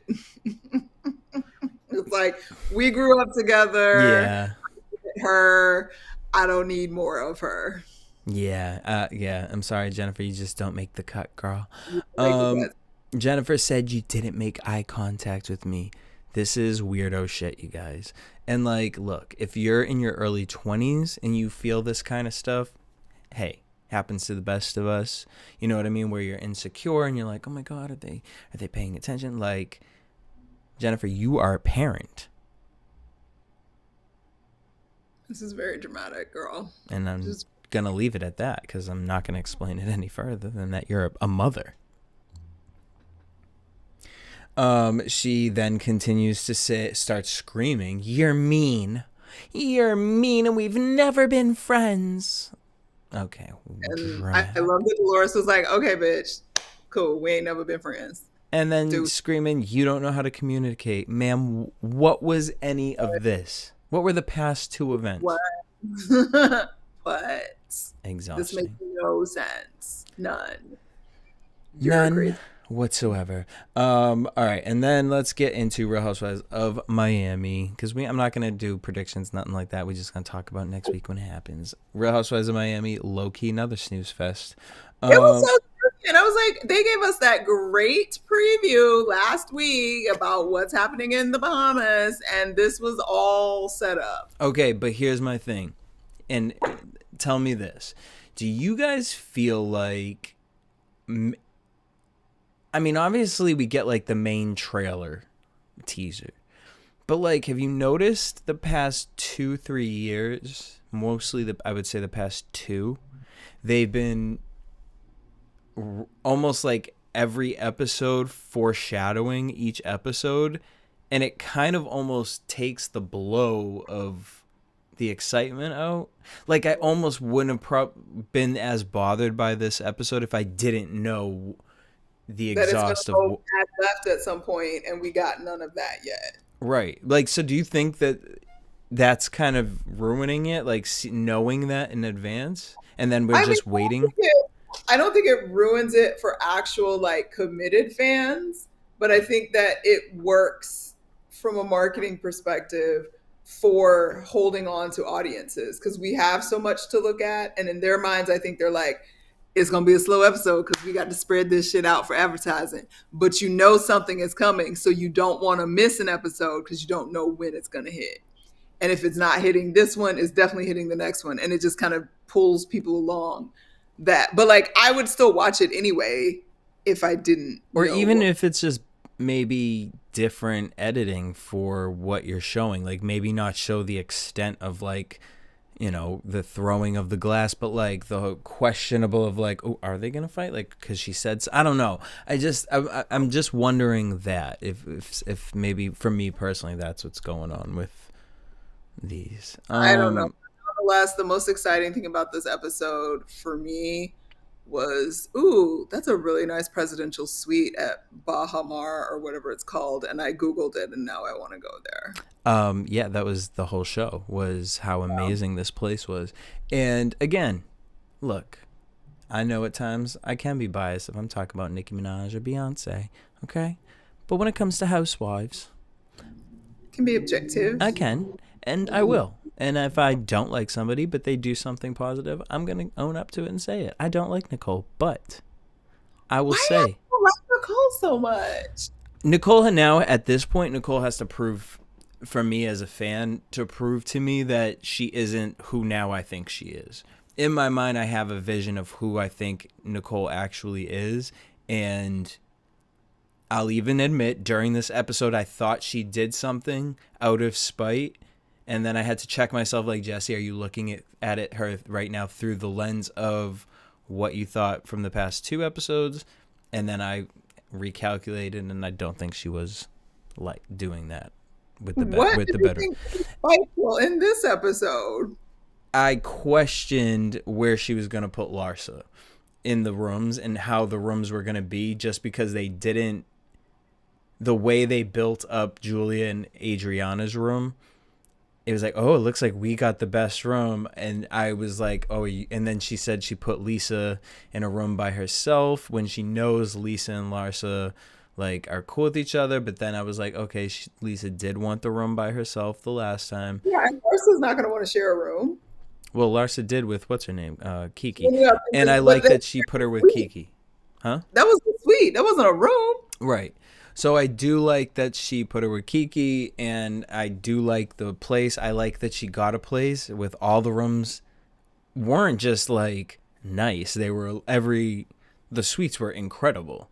Yeah. So shout out to Nicole for that. I also feel like she genuinely, in my mind, I feel like she, now my positive self trying to like Nicole, felt like, okay, things have gotten crazy the past 1 or 2 weeks.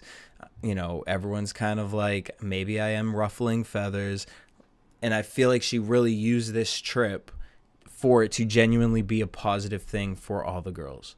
And I can say that about what I think about Nicole. Now look at Ronnie in here.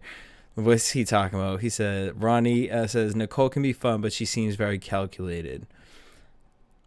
I don't know if calculated is the word, but almost just, I can't explain it, like mean girly in a smart way, if that makes sense. It feels like her good intentions are to show the other women how to act. It feels very positioned. I didn't feel that with this episode personally. This episode, I feel like I felt like this episode was genuine. I do agree with wanting, showcasing her money, but hey girl, that's fine. I'm coming on the trip. This is the time to showcase your money, not with the lawyer throwing a black card and during Lisa's, if you care so much about Lisa and that time was for Lisa and you made it about yourself with the black card and you threw it down. That's not when you showcase your money, your wealth. This is how you do it. You want to show everyone up. You say, hey girls, let's have a positive weekend on me. Beautiful estate, we love it. And I think she did that, so shout out to her. We did not need the braid segment. Bravo, we did not need it. Yes we did, child. Yes we did. What? And I love how Gertie responded to that. Yeah. It's not the same thing, and exactly why I feel like, but then she said, what did she say? It was bold, it was bold. Yeah, it was bold. And Larsa's response, well, my mother's Moroccan and she always wore braids and I always wore braids. And it's like, girl. I just felt like it was a way for them to paint her in a Kim Kardashian light. And well, there's no painting. She did it herself. Well, yeah, no, I know that. There's no painting because she thinks she is absolved because her mother is Moroccan and she's always worn braids. I'm like, oh, y'all always wore box braids? girl, whatever. Goodbye. What? Julia. All right, Julia and these juju rocks. Oh, she wasn't trying to do that in bed. She was trying to bring good energy to the trip She with her song. was. I do believe it did come from a good place. I also feel that what she wrote on the rocks in no way felt. I feel like she thought extra hard of a word to put so that it wouldn't come across Negative. yeah, like she was trying to make this funny or something like that. I also wrote, LOL, Lisa has a lot of these better mom trips where she says, I feel like going on this trip, just getting away, and having this time, I'll be able to go back and be a better mom. And I mean, I get it. It would be stress me the fuck out too. But I feel like every week we've gotten you traveling somewhere and almost saying the same exact thing. But I get it. It's stressful.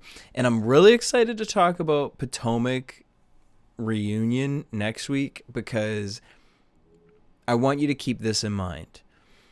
We see the preview for Potomac where Ashley talks about how she got messed up with the settlement with Michael and how interesting she was how quickly she was out of the condo and he had her looking for houses. And in her mind, she was taking that as, oh, I'm going to get put up. I'm going to be good. I'm going to get set up.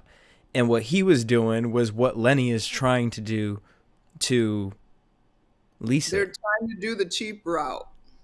And so Ashley didn't have them friends like how everyone on Miami is like, girl, don't even do it. And so I think that's just interesting. So I'm interested to see where that leads with Potomac. The girls are all weirded out by the Juju rocks, and then we play a card game where we find out way too much information, where Adriana watches DP porn. And apparently at some point, Nicole broke her neck while sucking dick. She didn't break her neck. She threw it out. She threw it out, girl. Said, bye. Strained. Her neck. It happens. It does. And that jaw sometimes be getting that locked jaw. Now, obviously, we know this is going to go sour, but I did like the talk that Alexia and Adri. This is the problem with this show, is that these girls, when they do sit down and try to have those one-on-one talks, I hear those talks and I'm like, okay. Except when it's Gertie versus Alexia. That one But like, I felt like Alexia and Adriana, I liked their honesty with each other. I feel like neither of them were really like, but I felt like they both were trying to listen. And I felt like that was a good thing. Obviously, we know where this is going to go. All while Julia is telling baby plans to Gertie, I felt like that was just weird and like a little awkward. Even though I tried to understand that she's like not trying to tell everybody because she doesn't want negative responses. But it was like, was that really a moment where you was like, "Ooh, Gertie, let's go talk about me getting a baby"? Like it was just it just felt forced. And then we see next week. Weird. So maybe it's fitting. Maybe. And next week we see Marisol pops up, which did she not have COVID? Because girl, don't pop up on the trip if you got COVID. Maybe she finally tested negative and she could leave. Boom. But we need her because I feel like. And can I just say one thing about her saying that she loves to travel with Alexia because she gets up in the morning, she makes them screwdrivers and gets them bacon. And I was just like... It's like us in Greece. Just with rosé. Love it after my own heart, except rosé or a mimosa is preferred to a screwdriver. But okay, girl, do your vodka thing. I ain't going to turn away whatever you bring, so... With the bacon, I was like, wow... I feel seen. I love Marisol. Sorry, I do. All right, let's get into it. Real Housewives of Potomac. there's so much to go over with this, because after the episode, Robin went on Watch What Happens Live, and I saw that before I That watched was more interesting than the episode. the episode. So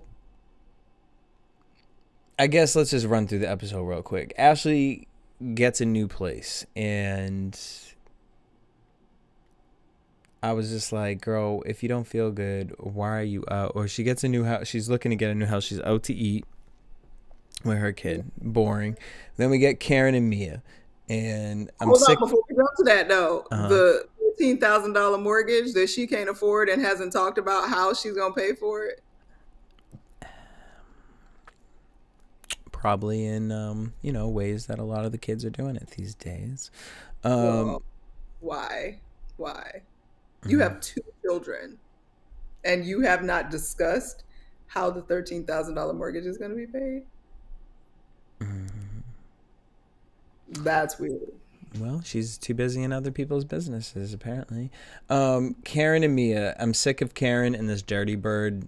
I don't know if it's a joke. I don't know if she's trying to market it. I don't know if she's trying to make it a real movement. Like, It's like, you allergic to chicken, don't eat it. Bye. Right. Like, I don't need you to continuously call it dirty bird. Like, it's weird, and now you're making me uncomfortable.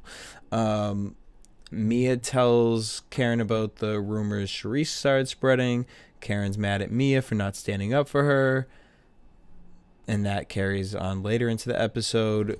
Now, before we get to the big stuff, we got these little scenes. Mia and the damn dermatologist biopsy, like, exhausting, Sarcodius or whatever it is. It's, girl, you got a rash. Talking about, I'm humbled. This is why you don't have to tell the world all of your business. Like, figure it out first. Or at least stuff like that. Like, you don't scare people like, oh, you have cancer, until you know. Right. You know what I mean? Or at least keep it vague enough to where it's like, I could think it's something crazy, but then I could also be like, girl, like she said, she doesn't want to say nothing. Like, okay. Like, if you're gonna, but like. But also G kind of clocked her about that when she was like, oh, I don't remember exactly what he said or what she said to get his response. But he was basically like, that's because that's where you went with it. And you didn't have to go there. And I was just like, okay, well, at least he is grounded in reality. Which I do. I think he has his moments. Giselle has uterus issues, and her kids are teaching her about self-esteem. I thought it was cute, but I also thought it was interesting. I mean, obviously that age of girls, I thought it was interesting how little they knew about their body parts. And that she was like, oh, well, what is the school teaching them? It's like, girl, what are you teaching them? Because they are 16 and 17 years old. And they don't know the difference between the uterus and the fallopian tubes. And like, that's a problem. I also thought it was interesting, her daughter, when she gave her the hug, how excited Giselle was that she did it. And then I forget what the comment was that the daughter made, but it was like, she's being nice now. And I was just, then it hit me like, and obviously that, again, that age is just weird. Like, my nephew's at the age where he's like, it's like, excuse me, give me a hug before you and go off. But it was interesting because that age of being that age and having a mom on Real Housewives, I wonder, and especially like your mom is messy. So like, I wonder how that translate for those girls in school and stuff. School, but then also, you know, their dad's a pastor, how that translate in the church world. I don't know. That interaction though made me question that. We get to the album release party, and shout out to the Jasmine brand for being there. I will say this about Giselle. Until Candace called her a disco ball, I believe the dress was cute. Actually, I actually liked it, and I loved the color. Good color on her. It fit her well. I loved the color. Like, it just was with her makeup. I felt like she looked pretty. Yeah. So shout out to Giselle for that one. It was a weird, awkward hi to Chris, and again, this whole you and Ashley, it gave me Jennifer Aiden over on Jersey. It's like, you're making this a thing. You've made it a thing. You literally made it a thing. You've literally made it a thing. You felt like this person who wanted to be friends with you made you feel uncomfortable. You didn't bring it to him. You did bring it to his wife. But then you brought it to everyone else. And now you want him to come up to you and say, hey, can I talk to you? Like, it's just weird. It's just a weird thing for you to get upset about. That's my thing, is like, you're upset about in that venue. Like, it was a venue to celebrate his wife's accomplishment, and to get into an argument or deep, intense, possibly conversation about like some nonsense is probably, this isn't the venue. Like, you deemed it more necessary to go meet Ashley and Cookie Monster at a dinner versus meet up with Candace and her husband to apologize and say, or not even apologize, fine, you don't want to apologize, at least air out, like, say, hey, I did feel uncomfortable and I want to look you in the face and tell you, like, I understand you had no ill intentions. I did feel uncomfortable and I did express that to your wife. Okay, then I'd have some sort of respect at this point for it. But this whole game, and then you at her event, at Candace's event, and then you're trying again to make Chris look like the crazy one. And it's just like, you all were on Twitter. You all said crazy things. So what? Now you're going to use, oh, he's a man. You women literally poke on Potomac. You literally poke at the men. Literally. Mm-hmm. You make them a part of the story. Yep. And so you should not be mad when he got something to say about the story that you made up. I wrote, not Candace had to tell people she needed to be announced, and then she walked back in. I wrote, I already know how this is about to go. I also get your accolades, girl. You tell them how you need to be received. 1,000,000%. And I loved how their attitudes were like, oh, I guess Candace needs to be announced. Right. I'm like, it looked like someone that wasn't paid, and it was like, well.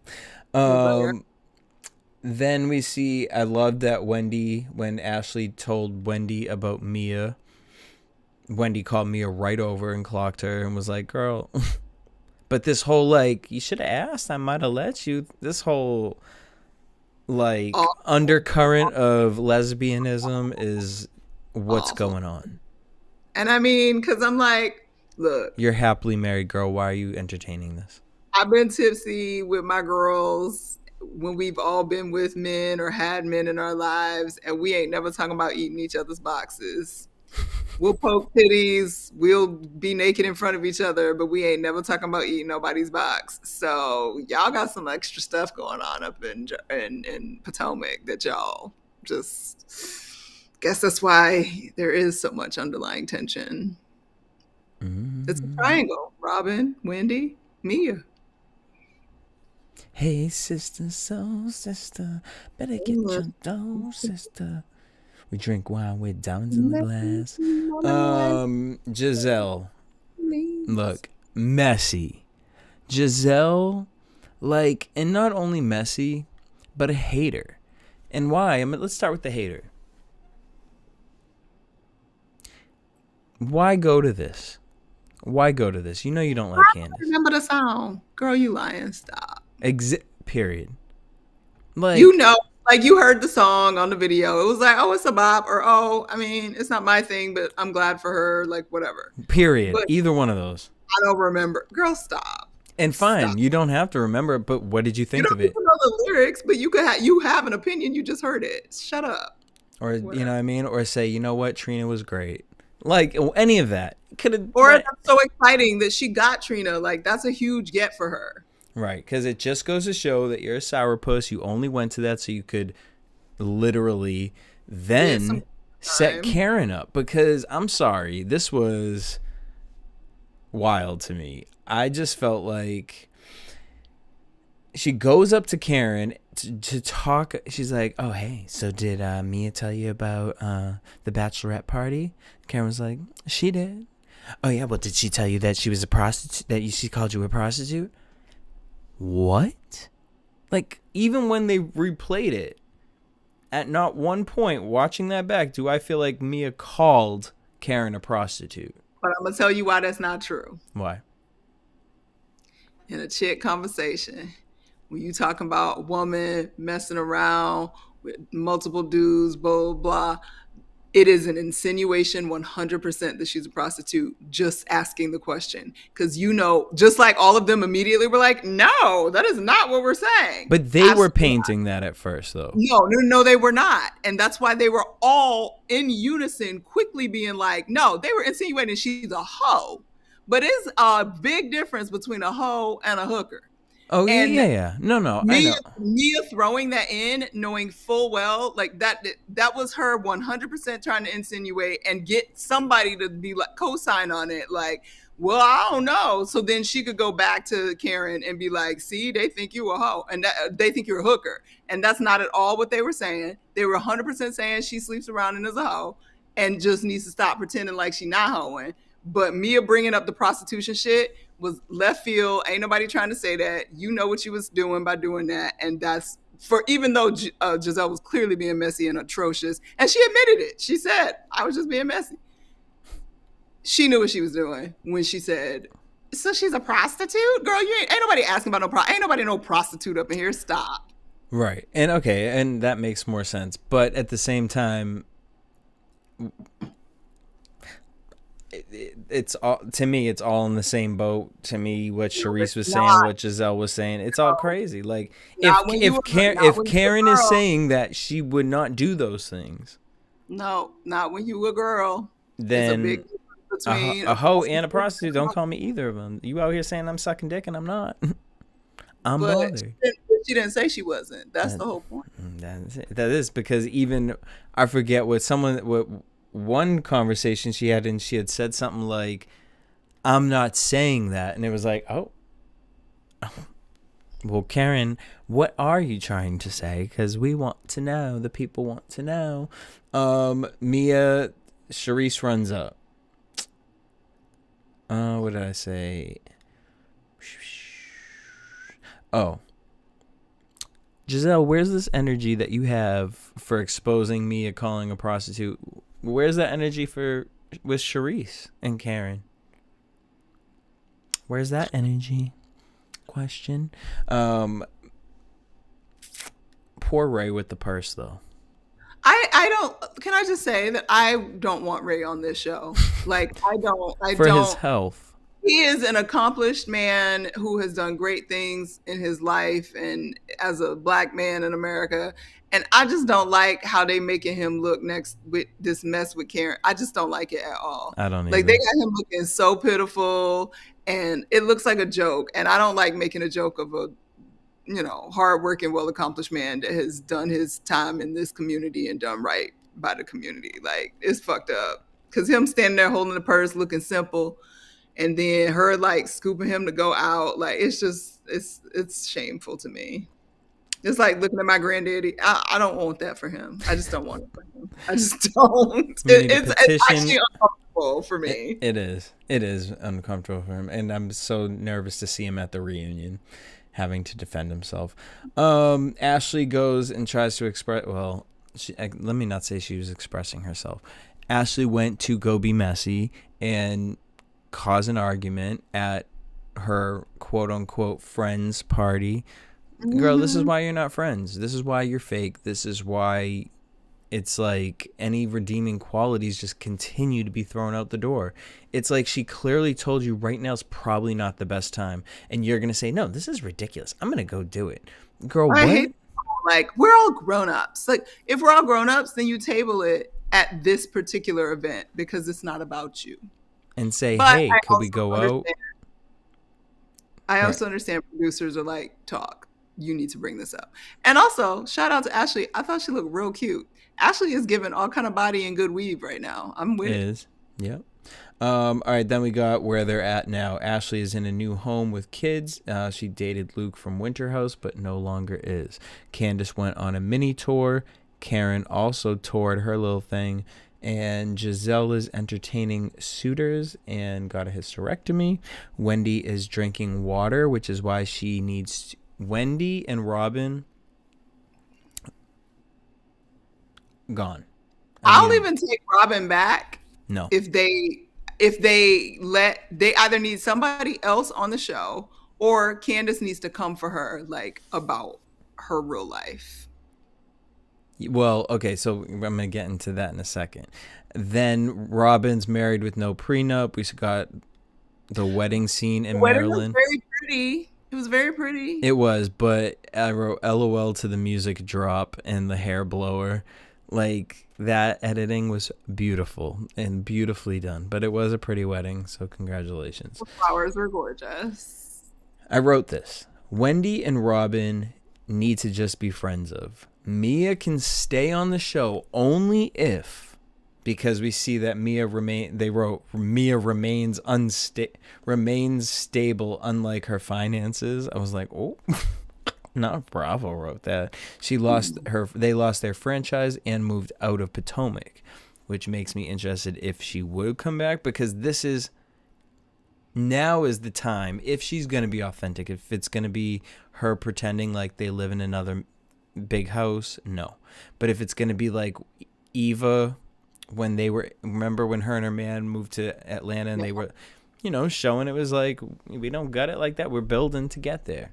That's what I would want to see, because I think Mia can be very relatable to a lot of people in this world. I think who she is a mirror to a lot of women in this world. And so I think to be open and honest about how, you lost all of these things and how you're going to build that back up, for that, I could keep Mia. Well, I'm interested first in seeing how the reunion goes down when Jackie calls her out. Like, girl, you ain't never been the CEO of none of these family businesses. Like, I want all of that truth, and how she feels and deals with that truth, for me, will determine her worthiness to come back. Because I just want authentic. And like, what does that mean? You were never actually the CEO. Like, these people didn't actually take it from you, so it was never yours. Like, what are we doing? It's like, giving Jen Shaw. And Robin can stay depending on this reunion. Like you said, if people go in on her. I'm so sorry, girl, but like, everything you said on Watch What Happens Live was such bullshit. And low key, Andy, you've become a caricature of yourself to the point where it's like, I don't even enjoy you as a host anymore. And I hate to say that, because Really? You don't feel like he came with it? No, I felt like he tried to, and because he knew he had to. And I also feel like he tried to because we're not going to get it for the reunion. And because she didn't do it. They already taped the reunion and he didn't know. Well, no, exactly. But that's my thing. It's like, this is something that was brought up. And then her being like, it wasn't brought up. It was brought up. And I guarantee you it probably was brought up at the reunion. You kept it quiet. And then you went on your paywall and did what you did. And it's like, I hope we get the Juan, and that he's out here doing whatever he's doing with that poor kid on his basketball team. And you out here blackmailing him with gay porn and all that stuff. Like, all of that needs to be brought up. I'm sorry, girl. The coach was doing the blackmailing. The other coach was doing the blackmailing, not Juan. Right. But Juan knew about it, and Juan knew about it. I just clarifying, because it's on the internet. Yes, no, I'm not saying Juan did any of these things. Juan was not doing. He was doing things with the girl in Maryland or wherever they was at. But I'm sorry. He just was helping not a friend though. He was just helping a person out. Some random woman that he occasionally talked to because he was bored and decided he should pay for her hotel room. Robin, do you even believe the words coming out of your mouth? And I love that Tamar Braxton actually was on Instagram and on Twitter like, girl. And Ebony was sitting right next to her like, I'm not answering nothing about this. I would love a private conversation with Ebony about her experience on Watch What Happened Live that day, because that was uncomfortable to watch. It was. And she was like, I'm trying to promote my book and y'all got all this. But yeah, Robin, girl. But if Robin can be real, But we I'd can't be because here we're for it. never going to understand their marriage, their relationship. They're never We going don't to. have to. We don't have to. She could literally say, look, we've been through it, okay? And he has done some sideways-ish. And honestly, I'm 45 years old. I'm tired. I'm not interested in dating nobody else. I still love him. And I'm okay with him doing some stuff. And everybody would leave it alone. Yeah, but she don't want to admit that to herself. Because when she says it out loud, then shame, guilt, all these things. And then You look shameful sitting in your house with your mama when you talking about y'all gonna get married without them. Are you ashamed to get married to his ass? Because the real shame should be that you walk down the aisle and can't even admit to what the real is in real life. Because you got married to somebody that the reason y'all supposedly got divorced was because he cheated, and now you about to do it again when he's clearly still relating to other women's. All right. Ronnie says, unfortunately, this may all be Robin's version of real. That part. Well, in that I agree, because the fact that she sat there and confidently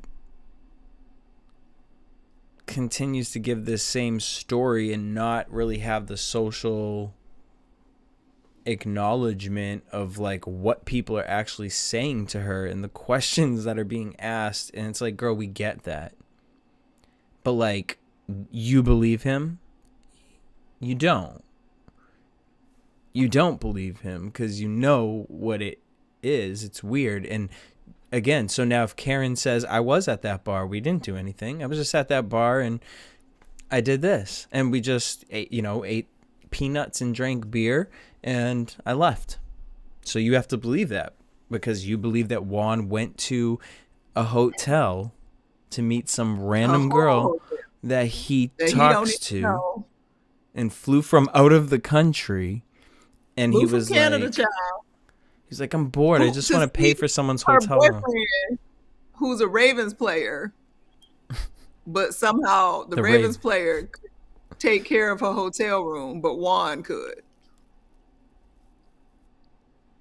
Make it make sense. Okay, now, what if this was pieces of this was somehow involved maybe in that blackmail thing, and that's why she can't fully maybe say something? Hell, there we go. I'll give you something like that. There you go. There's a crumb. I mean, then say that. Because what you could actually say is, honestly, there's some legal issues around this situation that I can't discuss, and I would love to, and when I can, I will, but as of right now, I can't discuss. Well, that's interesting because you listen to their podcast. I do listen to the podcast. Has she ever acknowledged anything about that blackmail story? I am behind on quite a few episodes of the podcast just because I told you, even when we started this season, Robin and Giselle have become very unlikable humans to me.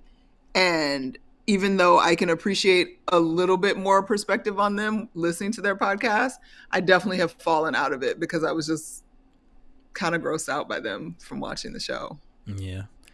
Ronnie says, question, if you were Robin's PR or a good girlfriend, how would you have wanted her to answer? Just out of curiosity. Ooh. Great question. What would you want? Girlfriend PR would be two very different responses. You want to be the girlfriend of the PR? I mean, I'll be the good girlfriend. All right, what would you say? Bitch, if you don't tell these motherfuckers that you... First of all, this shit ain't none of y'all business. But because I am on this show, this is what I will tell you. Me and my man got our shit going on. And yes, he's done some wild stuff. I've done my stuff too. We figuring it out. We gonna make it work because that's what we want to do. And that's just how it is. And leave it at that. Because there is no way I'm going to go on national TV sounding stupid talking about my man went and paid for some woman's hotel room and he did not smash, even though he don't know this woman and she was there to see another whole man. And that was the only time they met up, even though they was talking to each other because he was bored during freaking quarantine. That's the dumbest shit I've ever heard. Just be honest. You can be vague and still be honest. Yep. You can say it ain't none of your business and still say, I know I got ish going on. I know what this looks like. But in the end, this is who I'm with and I love him and this is what we're doing. So y'all don't worry about it. As a PR person, very similar to that, I would say something along the lines of, you know what? As everyone has seen on this show, me and Juan have gone through it. We've had a lot of ups, a lot of downs, and I don't need to explain to anyone why I choose him. But I do. And COVID was a tough time, and there were a lot of things that went on that, you know, I hadn't fully dealt with. And watching the season back, I can see how people would think it is unfair that I wasn't revealing certain things that I was dealing with internally, emotionally, and maybe that is why I acted out with Wendy and Karen and trying to reveal things with them, because I was, you know, going through those things. And looking back at it now, I can be honest about that. Boom. Because then you're killing two birds with one stone, because my whole thing of why her answer doesn't work is because you sat up here on this show trying to play Giselle. And you're not. You don't have the capability to do that. And then this just wasn't the year for you to try, because all your shit came out. And it just makes you look crazy. And it's like, well, girl, I don't want to hear gossip from someone who... Girl, I want to hear your gossip. I don't want to hear about Karen's... I don't want to see the video. I want to see your videos. I want you to talk about your videos. That's how I feel. But we'll see where this all leads next week with the reunion. And we have a special guest next week, and I'm super excited. So make sure y'all stay tuned.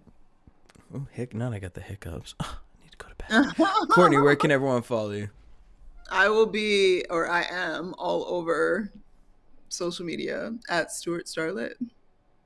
Yes. And also, you guys, please, we'll retweet the link on Next Mood Swing again. But Courtney has an amazing article on mahogany, Hallmark mahogany.